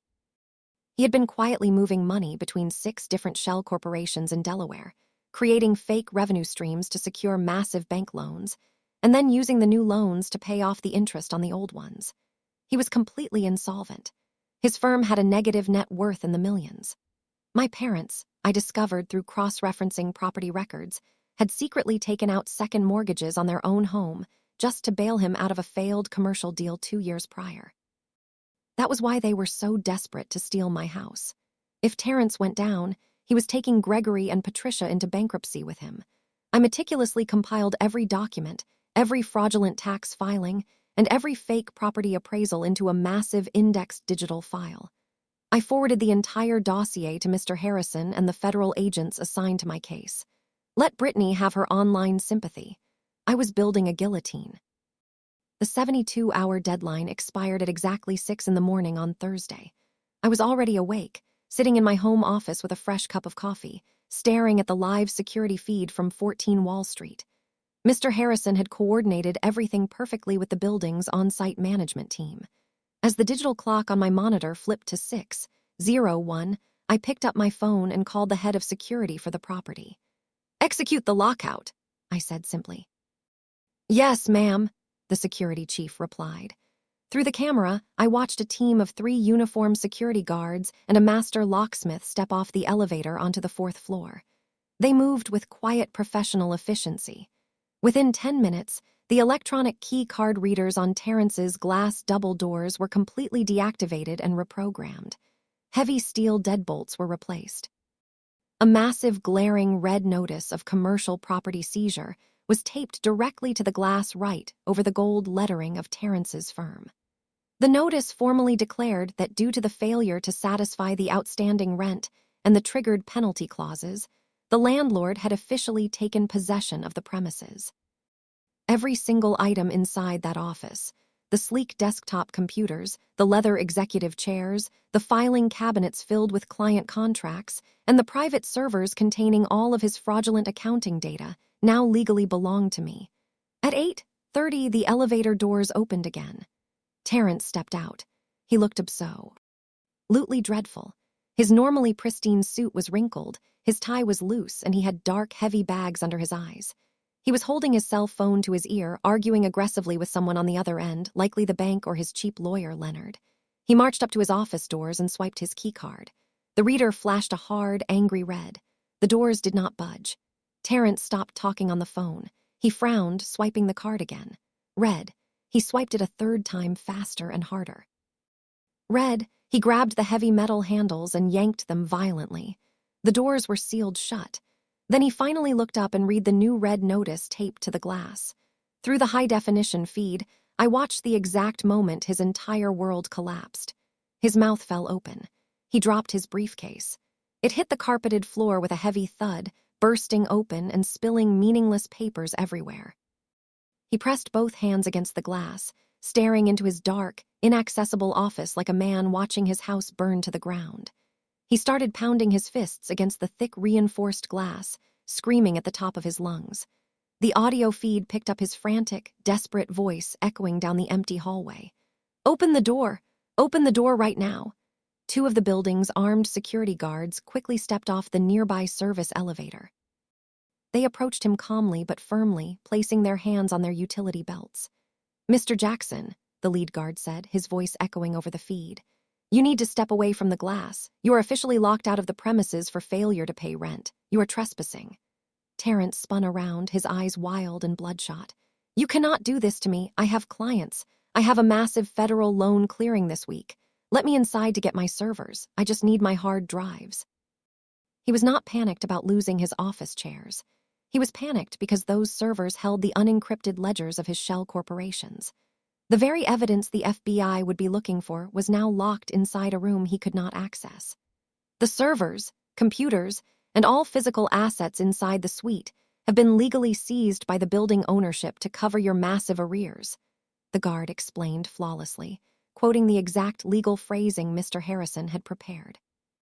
"If you try to force entry, we will have you arrested for burglary. You need to leave the building immediately."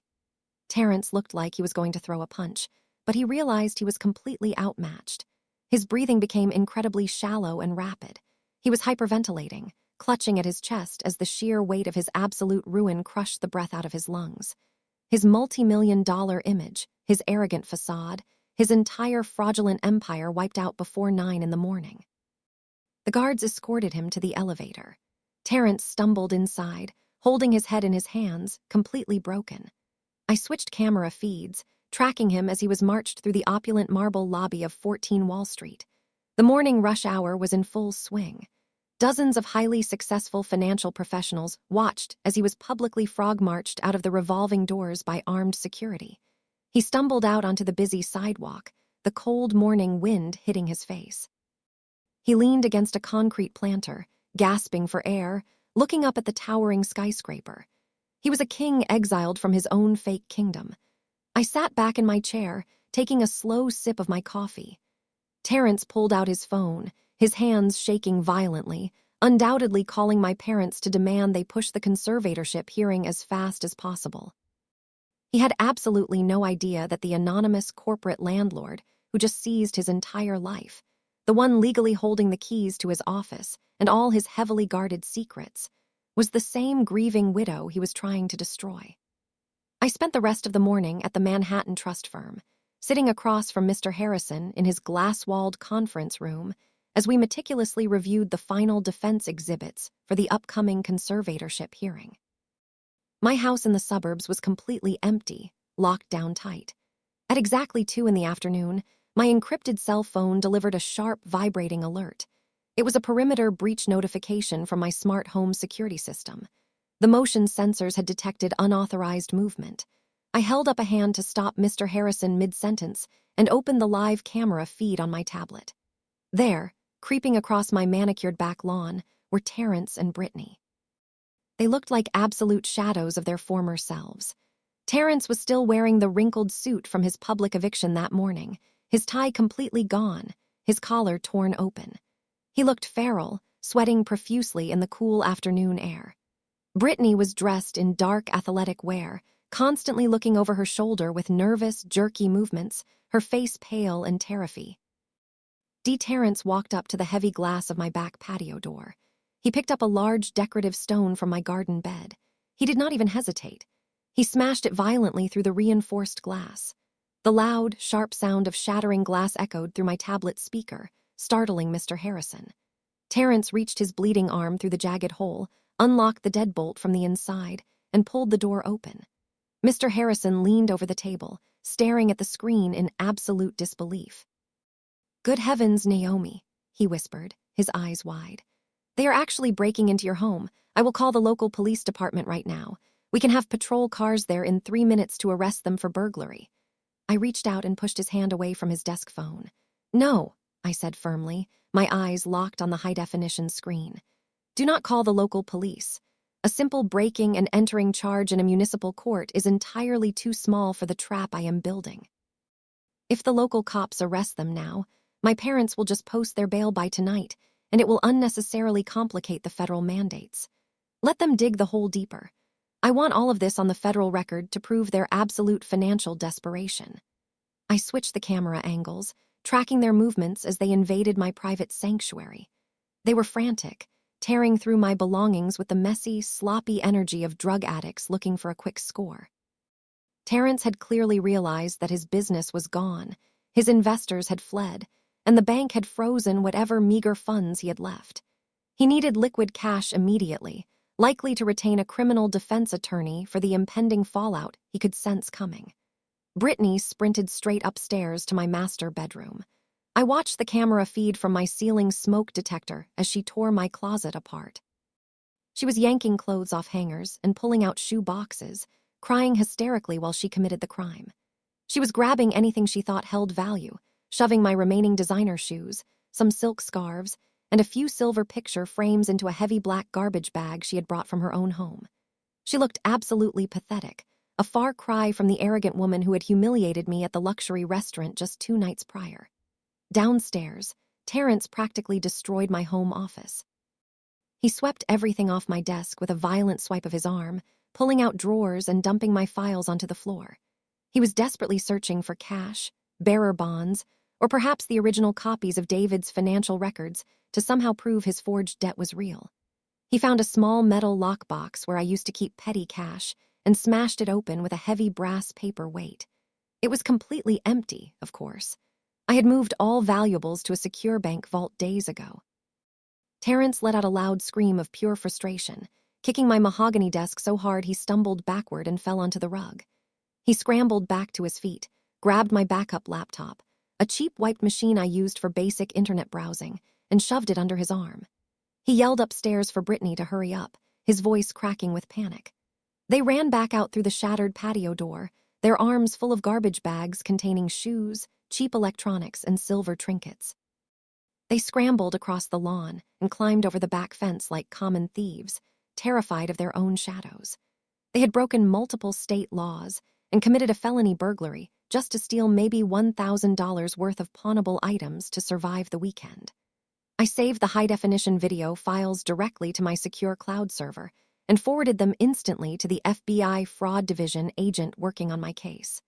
The agent replied within seconds confirming receipt of the footage. My family was no longer just committing white-collar financial crimes. They had escalated to physical burglary, flawlessly documenting their own desperate motive. The federal case was now absolutely airtight. I looked at Mr. Harrison, smiled, and told him to finalize the court documents. We were completely ready for the conservatorship hearing. Friday morning arrived with a cold, piercing wind sweeping through downtown Manhattan. I stood outside the massive granite columns of the federal family courthouse, taking a deep breath of the crisp air. Today was the day. The trap I had meticulously constructed over the past week was finally ready to be sprung. I smoothed out the skirt of my tailored charcoal gray business suit, gripped the handle of my single leather briefcase, and walked through the heavy revolving doors. When I stepped out of the elevator and into the long marble hallway leading to our assigned courtroom, I saw them immediately. My family was clustered together near the wooden double doors, projecting an aura of absolute unearned arrogance. Gregory and Patricia were dressed in brand new designer clothing that I knew for a fact they had purchased on high-interest credit cards just to keep up appearances for the court. My mother was wearing a ridiculous amount of gold jewelry, trying to look like a responsible, wealthy matriarch. She wanted the judge to see a pillar of the community, not a desperate woman drowning in second mortgages to fund her golden child's fake luxury lifestyle. Brittany was wearing a sleek black dress, holding tightly onto Terrence's arm. Terrence had somehow managed to procure a fresh suit, desperately attempting to hide the fact that he was currently a man without an office, a business, or a future. The dark bags under his eyes were carefully concealed with makeup, but the frantic, twitchy energy of a cornered animal still radiated from him. He was banking his entire survival on this single legal maneuver. Standing next to them was a tall, thin man with a graying beard holding a thick medical clipboard. This was Dr. Aries Thorne, the private psychiatric evaluator my parents had hired. He was a notorious gun for hire in the family court system, a corrupt psychologist known for writing damning mental health evaluations without ever actually speaking to the patients he was diagnosing. As long as the check cleared, Dr. Thorne would testify that anyone was entirely insane. The moment Patricia spotted me walking down the hallway alone, a cruel, victorious smile spread across her face. She nudged Gregory, and the entire group turned to face me like a firing squad. They expected me to show up looking like a disheveled widow trembling and begging for mercy.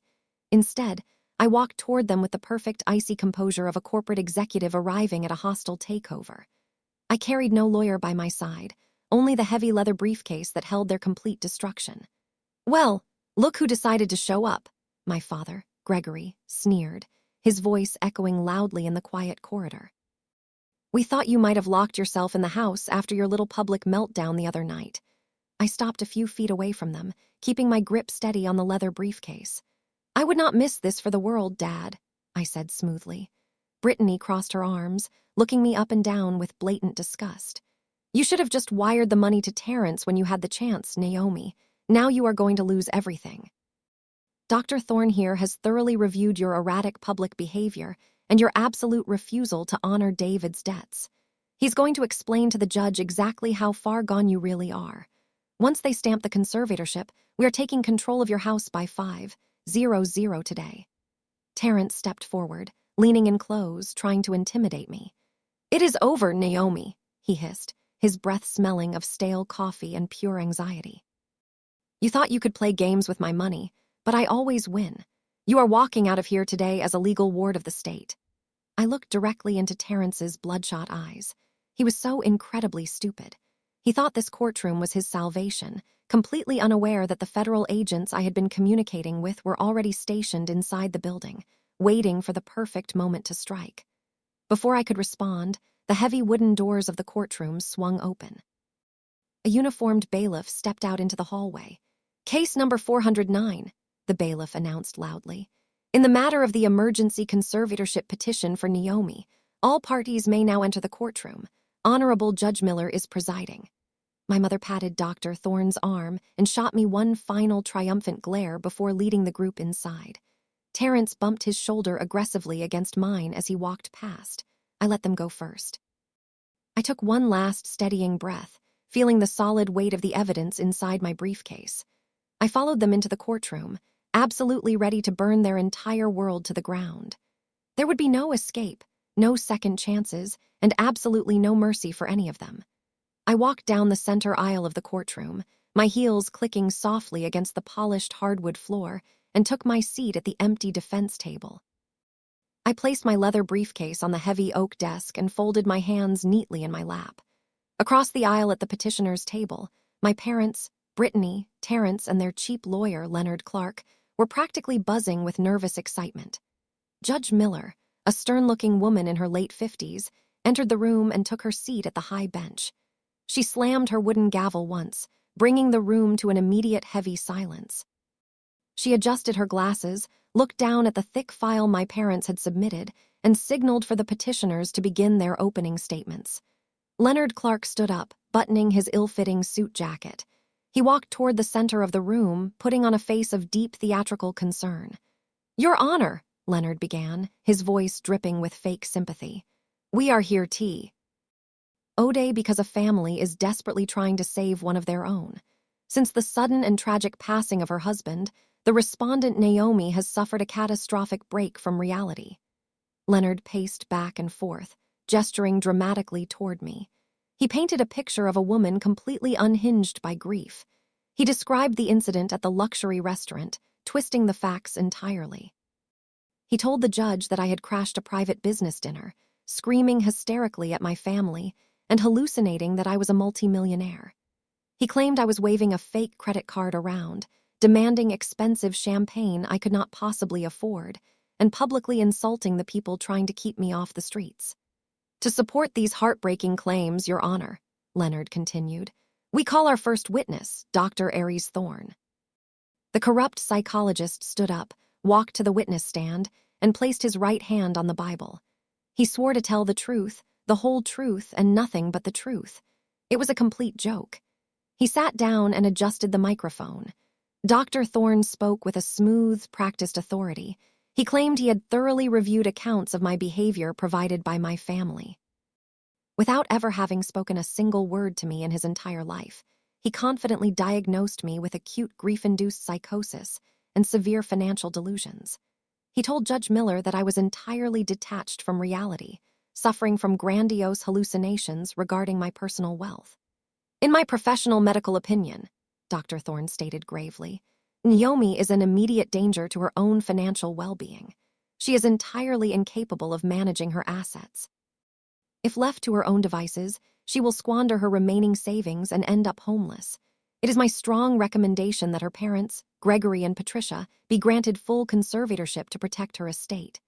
I sat perfectly still, my expression a mask of calm indifference. I did not object. I let him cement his fraudulent medical opinion right into the official court transcript.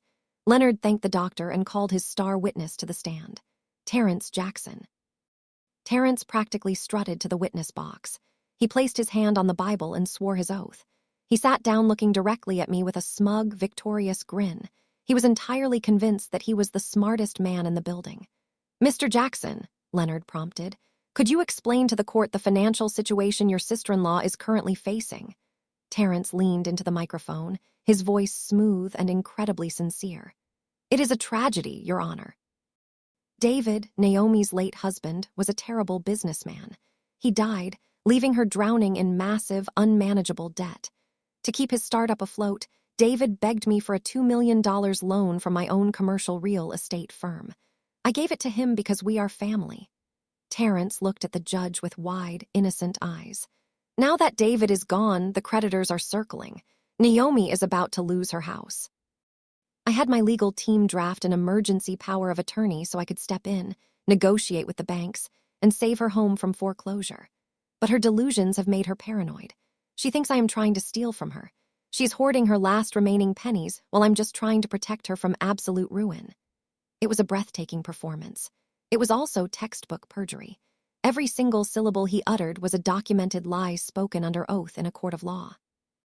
He was testifying that David owed him $2 million. He was testifying that he was a successful, solvent business owner. He was testifying that his forged document was a legitimate tool of salvation.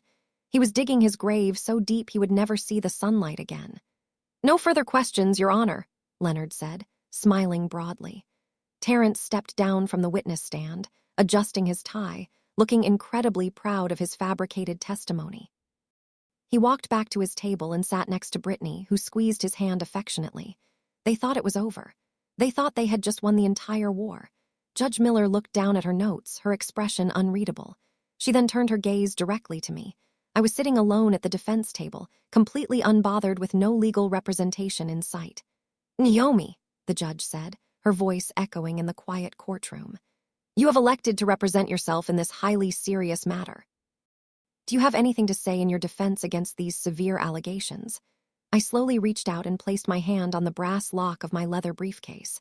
The sharp metallic click of the latches echoing through the silent courtroom sounded like the cocking of a loaded weapon.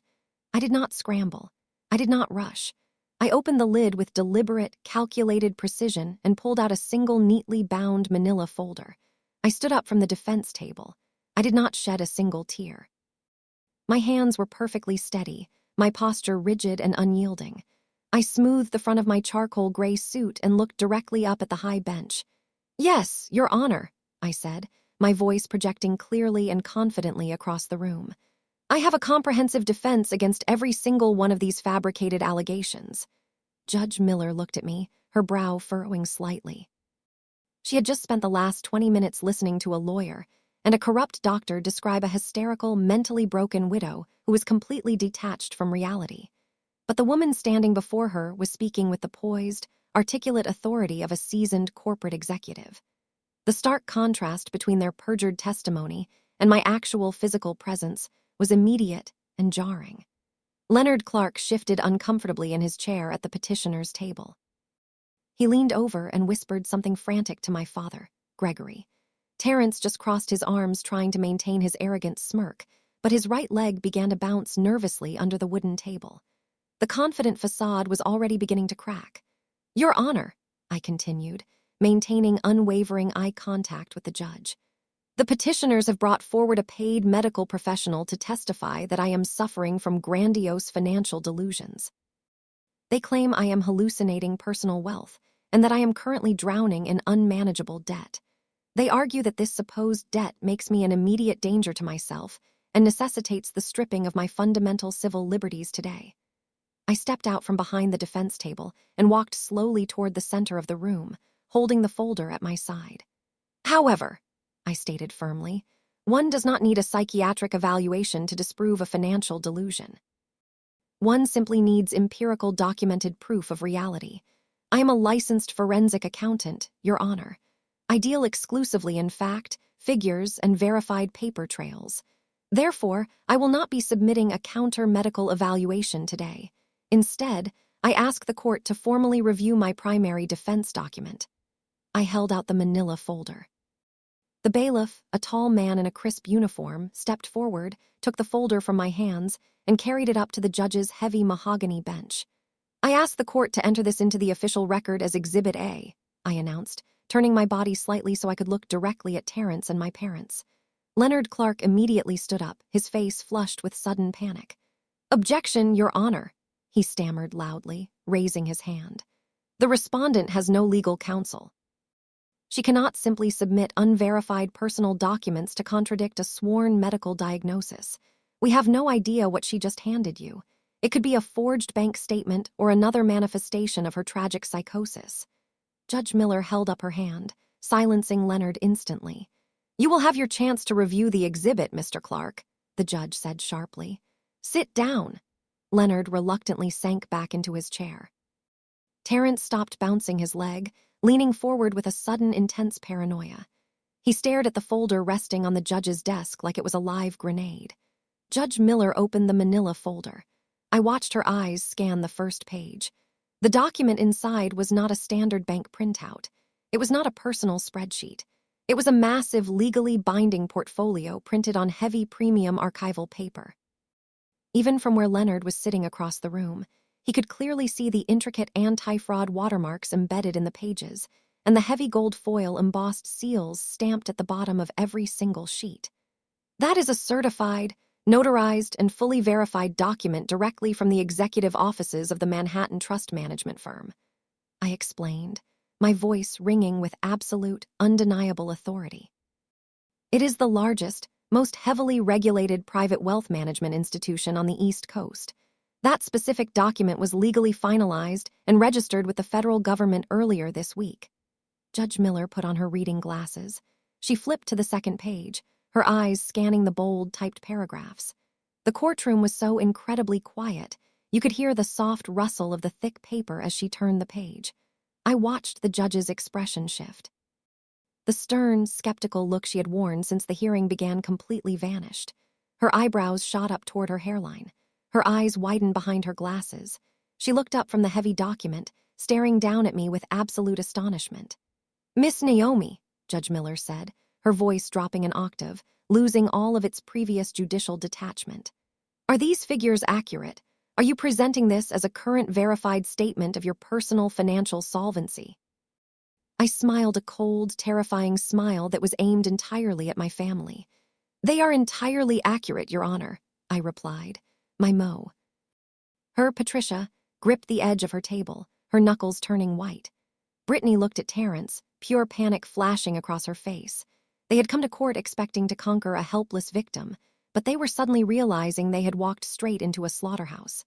Judge Miller adjusted her glasses, leaning closer to the heavy parchment, as if she could not quite believe the numbers printed in black ink. The silence in the courtroom was absolute, broken only by the hum of the ventilation system.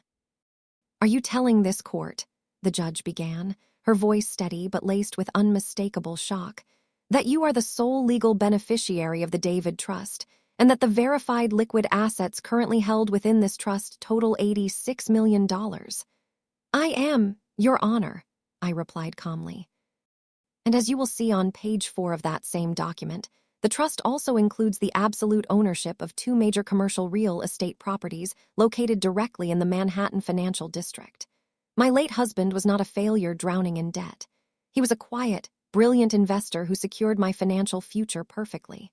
I have absolutely no debt. I have absolutely no need for a conservator." A collective gasp escaped from my family table. Brittany covered her mouth with both hands, her eyes wide with shock and a sudden sickening wave of envy. My mother, Patricia, looked like she had just been physically struck. She stared at me, her jaw hanging slightly open, her mind desperately trying to process the fact that the daughter she had treated like garbage for 34 years was now sitting on a fortune they could not even comprehend. Leonard Clark stood up, his face a blotchy red. "Your Honor, this is preposterous. Even if this document is real, which we still heavily dispute, having money does not mean a person is mentally stable. In fact, sudden wealth could be exactly what triggered her erratic behavior and her paranoid delusions regarding her brother-in-law's completely legitimate business loan." Judge Miller held up a hand, silencing him again. She looked over the rims of her glasses directly at Terrence, who was sitting incredibly rigid in his chair.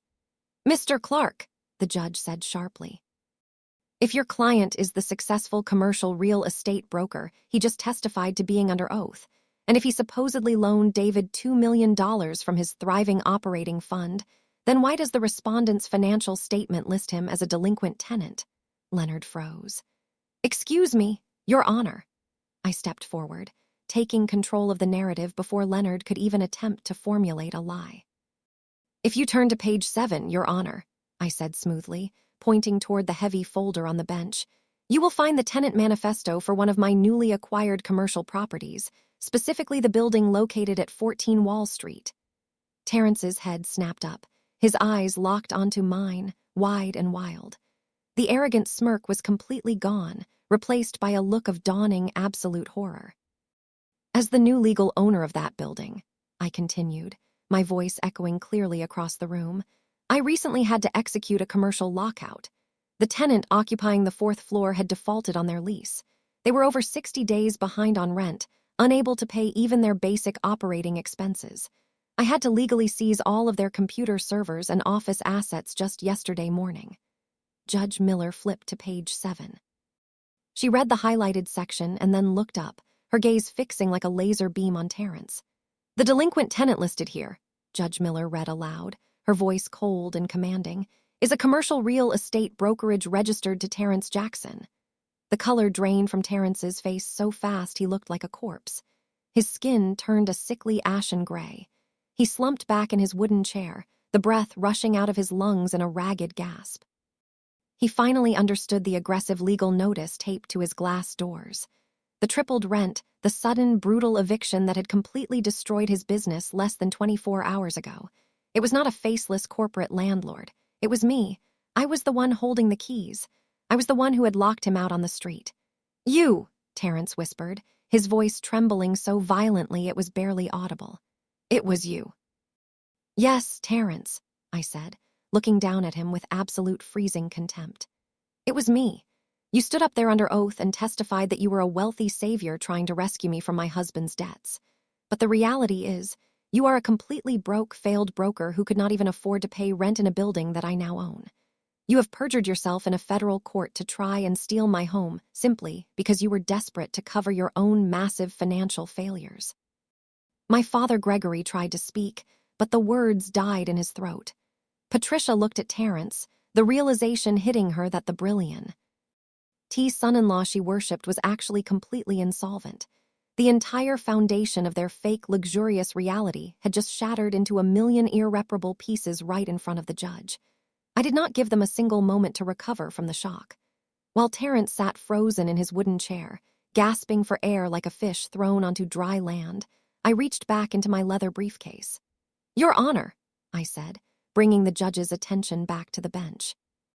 The fact that the petitioner's son-in-law is completely bankrupt is certainly relevant to their underlying motives, but the true danger they pose to the public lies in what they were willing to do to secure capital. I would like to submit Exhibit B into evidence. I handed a secondary manila folder to the bailiff, who promptly delivered it to the judge.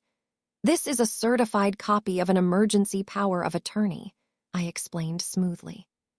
Terrence Jackson presented this exact document to a federal bank branch just 3 days ago. He was attempting to secure a $500,000 line of credit against my fully paid-off home. He claimed I signed it willingly because I was mentally unfit to manage my own affairs due to my overwhelming grief. Leonard Clark jumped up, his voice cracking with desperation. "Your Honor," I vehemently object. "We are here for a family court conservatorship hearing, not a financial audit of my client. This is entirely outside the scope of this petition." Judge Miller waved him down immediately, her face hardening into a mask of judicial wrath. "The petitioner's financial integrity is the absolute core of a conservatorship hearing, Mr. Clark," she snapped loudly. "If your client is using fraudulent documents to seize assets, this court absolutely needs to know about it. Sit down and remain silent." "Proceed, Naomi." I turned toward the heavy wooden doors at the back of the courtroom. To fully authenticate Exhibit B, I have asked a colleague to provide a brief expert testimony. I call Special Agent Thomas Carter from the Federal Bureau of Investigation Financial Crimes Division to the stand. A collective gasp rippled through the courtroom. My mother, Patricia, let out a tiny, high-pitched squeak of absolute terror, pressing her hands against her pale cheeks. The heavy doors swung open, and Agent Carter, a tall, imposing man in a sharp, dark suit, walked purposefully down the center aisle. He bypassed the petitioner's table without a single glance, swore his oath on the Bible, and took his seat in the witness box. "Agent Carter," I said politely, stepping back to give him the floor, "could you please explain to the court the nature of the signature found on Exhibit B?" Agent Carter leaned into the microphone, his voice echoing with federal authority. "Gladly. The signature on that document is a registered honeypot. It is a specific legally documented forgery designed by Naomi and her late husband years ago as an active fraud alert mechanism. When Terrence Jackson submitted this document to the bank, the signature instantly triggered an automatic federal review. The document is not just invalid. Submitting it to a federally insured institution to secure funds is the textbook definition of felony bank fraud." Terrence practically slid out of his chair. He was violently shaking his head, muttering under his breath that it was a trap, that I had set him up. But his nightmare was only just reaching its climax. "Agent Carter is not the only piece of evidence regarding this specific fraud," I announced to the completely silent court.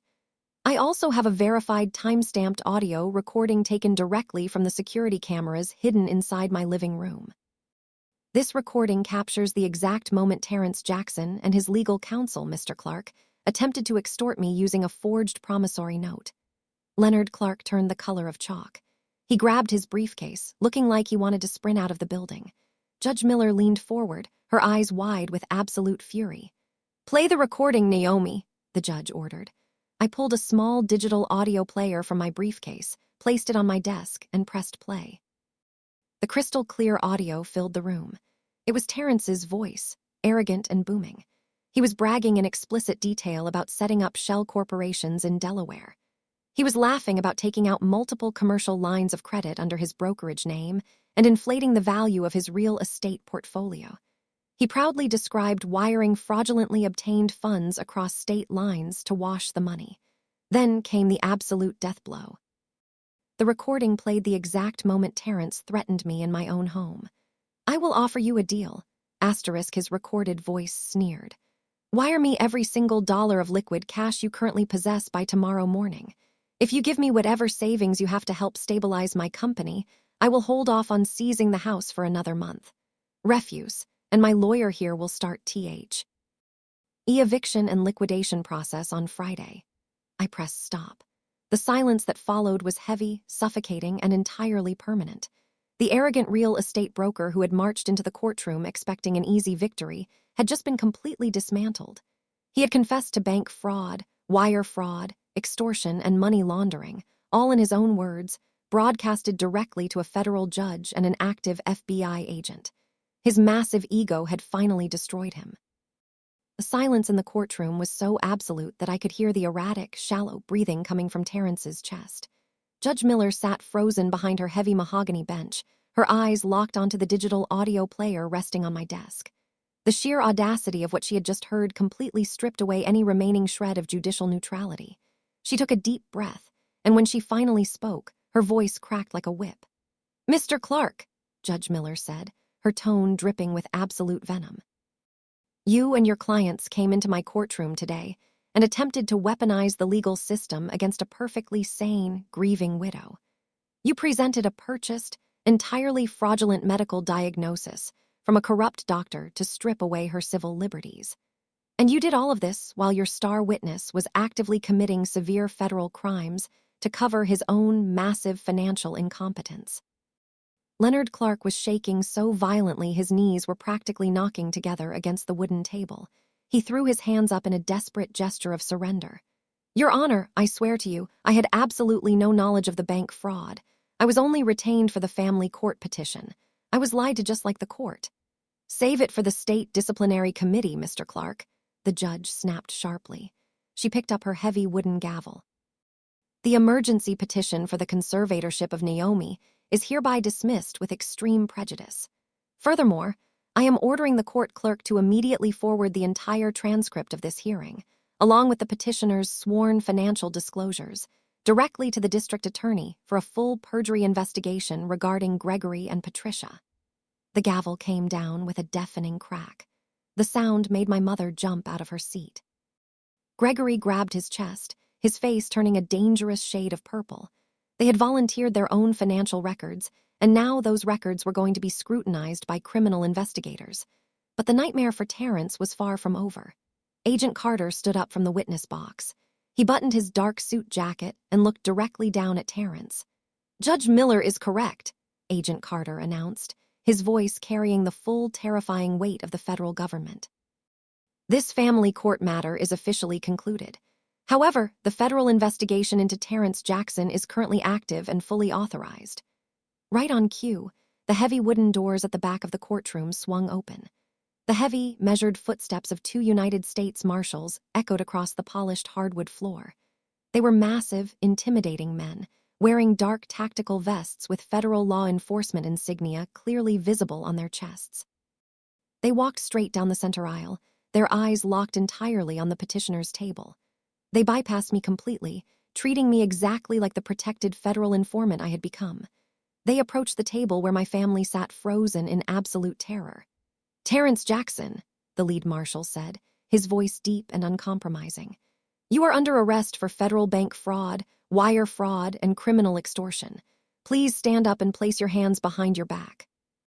Brittany let out a blood-curdling scream. She grabbed onto Terrence's arm, pulling him toward her as if she could physically shield him from the federal agents. "No, you cannot take him," she shrieked hysterically, her perfect makeup running down her face in dark streaks. "He is a wealthy broker. You are making a mistake. Naomi is the one who is crazy. She set us up." But Terrence knew it was not a mistake. All the arrogance, all the fake Wall Street bravado had completely drained out of his body. He was nothing but an empty, terrified shell. He gently pushed his screaming wife away and slowly stood up from his chair. He did not look at me. He stared blankly ahead as the marshal grabbed his arms and forcefully pulled them behind his back. The sharp metallic click of the heavy steel handcuffs snapping shut around his wrists echoed through the room. It was the sweetest sound I had ever heard. It was the sound of absolute justice. The second marshal began reading Terrence his rights with cold, practiced efficiency. They turned him around and began marching him toward the back doors. Brittany collapsed onto the floor, sobbing uncontrollably. My parents just stared in absolute shock, completely paralyzed by the catastrophic destruction of their golden child's perfect life. Terrence was paraded right past my defense table. For one brief second, he finally looked at me. His eyes were wide and filled with tears of terror. I did not blink. I did not smile. I just watched him take his final steps as a free man. The heavy wooden doors slammed shut behind the federal agents, sealing Terrence's fate permanently. Inside the courtroom, the suffocating silence finally shattered. It did not break with tears of sorrow, but with the frantic, ugly sounds of absolute self-preservation. The illusion of our perfect united family had been entirely vaporized the moment Judge Miller mentioned a perjury investigation. My father, Gregory, collapsed back into his wooden chair, clutching his chest as he gasped for air. He was a man who had spent his entire life obsessing over his pristine reputation at the country club. Now his sworn financial disclosures were on their way to the district attorney. He knew exactly what the criminal investigators would find. They would find the hidden second mortgages, the illegal asset transfers, and the thousands of dollars he and my mother had secretly funneled into Terrence's fraudulent shell corporations to keep their golden child living in luxury. My mother, Patricia, stood frozen for a few seconds before her survival instincts violently kicked in. She looked at the closed doors, then looked down at her hands, and finally turned her gaze toward Brittany. The maternal warmth she had faked for decades vanished completely. She did not kneel to comfort her sobbing, hysterical daughter. Instead, her face twisted into a mask of pure self-righteous fury. "This is your fault!" Patricia suddenly shrieked, her voice echoing off the high ceiling of the courtroom. She pointed a trembling finger directly at Brittany's face. "You and that criminal husband of yours did this. You dragged us into this mess. We only signed those financial disclosures because Terrence swore the money was guaranteed. You lied to us, Brittany. You told us he was a genius. You told us he was saving Naomi." Brittany stopped crying, looking up at our mother in absolute shock. The golden child, who had never faced a single consequence in her entire 32 years of life, was suddenly being thrown directly underneath the wheels of a moving bus by her own biggest protector. "I lied to you," Brittany screamed back, scrambling to her feet. Her black dress was wrinkled. Her perfect hair was a mess. "You knew exactly what he was doing. You knew his firm was failing for years. You took out a second mortgage on your own house to bail him out because you were too embarrassed to admit your perfect daughter married a broke loser. You are just as guilty as he is." Leonard Clark, the chief lawyer, frantically backed away from the table, practically pressing himself against the wall to avoid being associated with the imploding family. Gregory suddenly jumped up, his face red with rage. "Shut your mouth, Brittany," he bellowed. "Do not say another word in this room. We were trying to protect you. We bankrupted ourselves to pay for your ridiculous designer lifestyle. Protect me." Brittany laughed hysterically, her voice shrill and manic. "You did not care about protecting me. You just wanted the bragging rights. You wanted to parade Terrence around like a trophy while you treated Naomi like absolute garbage. You sat in her living room and helped him plan how to steal her house. Do not act like you are innocent victims now that the FBI is involved. You enabled every single thing he did." The courtroom had devolved into a complete circus. The toxic foundation of our family was fully exposed, and they were viciously tearing each other to pieces to save their own skins. They had spent my entire life presenting a united front against me. But the moment the threat of federal prison was introduced, loyalty evaporated. Patricia lunged forward, raising her hand as if she was going to physically strike her favorite daughter right in front of the judge. "That is enough," Judge Miller roared, slamming her gavel down multiple times. "Bailiffs, remove these people from my courtroom immediately. If they want to confess to federal crimes, they can do it in a holding cell." Two uniformed court officers quickly grabbed Gregory and Patricia by their arms, while a third officer physically separated Brittany from her mother. They were dragged down the center aisle, screaming and cursing at each other. Patricia was calling Brittany an ungrateful brat. Brittany was screaming that her parents were going to rot in prison. They did not even look at me as they were forcefully escorted out the doors. They had completely forgotten the wealthy widow they came to conquer. They were entirely consumed by the monster they had created together. I remained calmly seated at the defense table, watching the chaotic exit with absolute serene satisfaction. The trash was finally taking itself out. 8 months have passed since that spectacular implosion in the federal courthouse. The legal fallout was swift, brutal, and entirely merciless. Terrence Jackson, the arrogant broker who thought he could outsmart the federal banking system and steal my home, was officially sentenced to 8 years in a federal penitentiary. The prosecution did not even have to work hard to secure the conviction. Between the honeypot signature on the forged documents, the crystal-clear audio recording from my living room, and the unencrypted financial servers I legally handed over to the FBI after the commercial lockout, his expensive defense attorney practically begged for a plea deal. Terrence lost his real estate license, his fake corporate empire, and his freedom. He will spend the next 8 years sitting in a small concrete cell wearing a standard-issue jumpsuit, having plenty of time to reflect on the exact moment he decided to cross a forensic accountant. Without Terrence's fraudulent cash flow, Brittany's fake luxury lifestyle completely evaporated overnight. The banks foreclosed on her massive house, repossessed her leased luxury vehicles, and froze all of her joint accounts. She tried to pivot, taking to the internet to launch another tearful smear campaign, casting herself as the innocent betrayed wife who knew absolutely nothing about her husband's elaborate financial crimes. But the internet is undefeated. Someone leaked the court transcripts, including her own manic admission that she knew Terrence's firm was failing. Her followers turned on her immediately, flooding her pages with angry comments. Her corporate sponsors dropped her. Her social media empire was permanently destroyed, and she became a local pariah. I eventually heard through the grapevine that the former golden child is currently living in a cheap rundown motel on the outskirts of the city.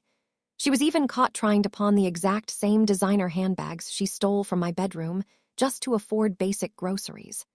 As for my parents, Gregory and Patricia, their desperate attempt to save their own skins failed spectacularly.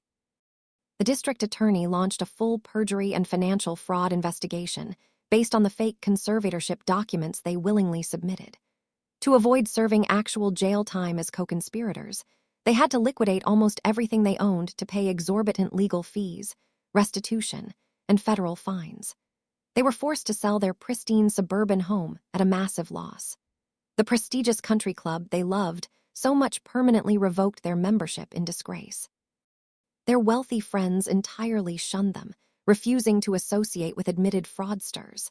They are now trapped in a cramped rented apartment, drowning in crushing debt, spending their days bitterly screaming at each other in a miserable echo chamber of their own making. I did not attend Terrence's sentencing hearing. I did not reach out to Brittany when she lost her home, and I did not answer the frantic pleading voicemails my mother left me before I changed my phone number. I enacted a strict absolute no-contact boundary with all of them. I cut the dead weight from my life completely and without a single ounce of regret. Instead of dwelling on the past, I focused entirely on my future. I sold the house in the suburbs. It held too many memories, both good and incredibly toxic. I officially took over the management of the David Trust and the 2 commercial buildings on Wall Street. I even moved my own forensic accounting firm into the exact same premium office suite Terrence was evicted from, completely remodeling the space to serve as my new corporate headquarters. Right now, I am standing by the floor-to-ceiling windows of my newly renovated penthouse apartment in New York City. The view is absolutely breathtaking. The city lights stretch out before me like a sea of diamonds against the dark night sky. The air up here is clean, quiet, and perfectly peaceful. I have built a life defined by genuine success, absolute financial independence, and unapologetic self-respect. David left me the tools to secure my future, but I was the one who swung the hammer that shattered the toxic chains binding me to my abusers. Family is not defined by blood. It is defined by respect, loyalty, and love. When those things are violently weaponized against you, you have no obligation to stay and be a victim. I took a slow sip of my wine, watching the bustling city below, feeling a profound sense of permanent closure. The long, exhausting war is finally over, and I emerged completely victorious. Have you ever had to let the trash take itself out? Tell me your story in the comments and do not forget to subscribe. The most striking takeaway from Naomi's harrowing journey is the profound power of emotional discipline in the face of devastating betrayal. When confronted with the ultimate treachery by her own flesh and blood just hours after her husband's funeral, the natural human response would be to scream, cry, or violently confront her abusers. However, Naomi teaches us that explosive anger often surrenders our power directly to those who wish to harm us. By remaining meticulously calm and leaning into her intellect rather than her raw emotions, she transformed her temporary vulnerability into an impenetrable shield. Toxic individuals, especially narcissistic family members who have spent decades casting you as the scapegoat, thrive on emotional reactions. They use your pain as leverage to manipulate the narrative and validate their cruelty. Naomi's story brilliantly illustrates that silence and strategic patience are often the most devastating boundaries you can establish against abusers. She did not waste her energy trying to convince her family to love her, nor did she engage in pointless screaming matches to prove her worth. Instead, she stepped back and allowed their unchecked arrogance, greed, and absolute lack of morality to become the very instruments of their own destruction. She simply gave them enough room to completely reveal their true selves to the world. Ultimately, this narrative serves as a vital reminder that our worth, safety, and future are not tethered to the people who happen to share our DNA. Walking away from a toxic family is not an act of cruelty. It is a necessary act of profound self-preservation. You do not owe your peace to those who actively plot your ruin, and walking away can be your greatest victory. If you have ever had to summon the courage to cut toxic relatives out of your life to protect your peace, share your story in the comments below and subscribe to join.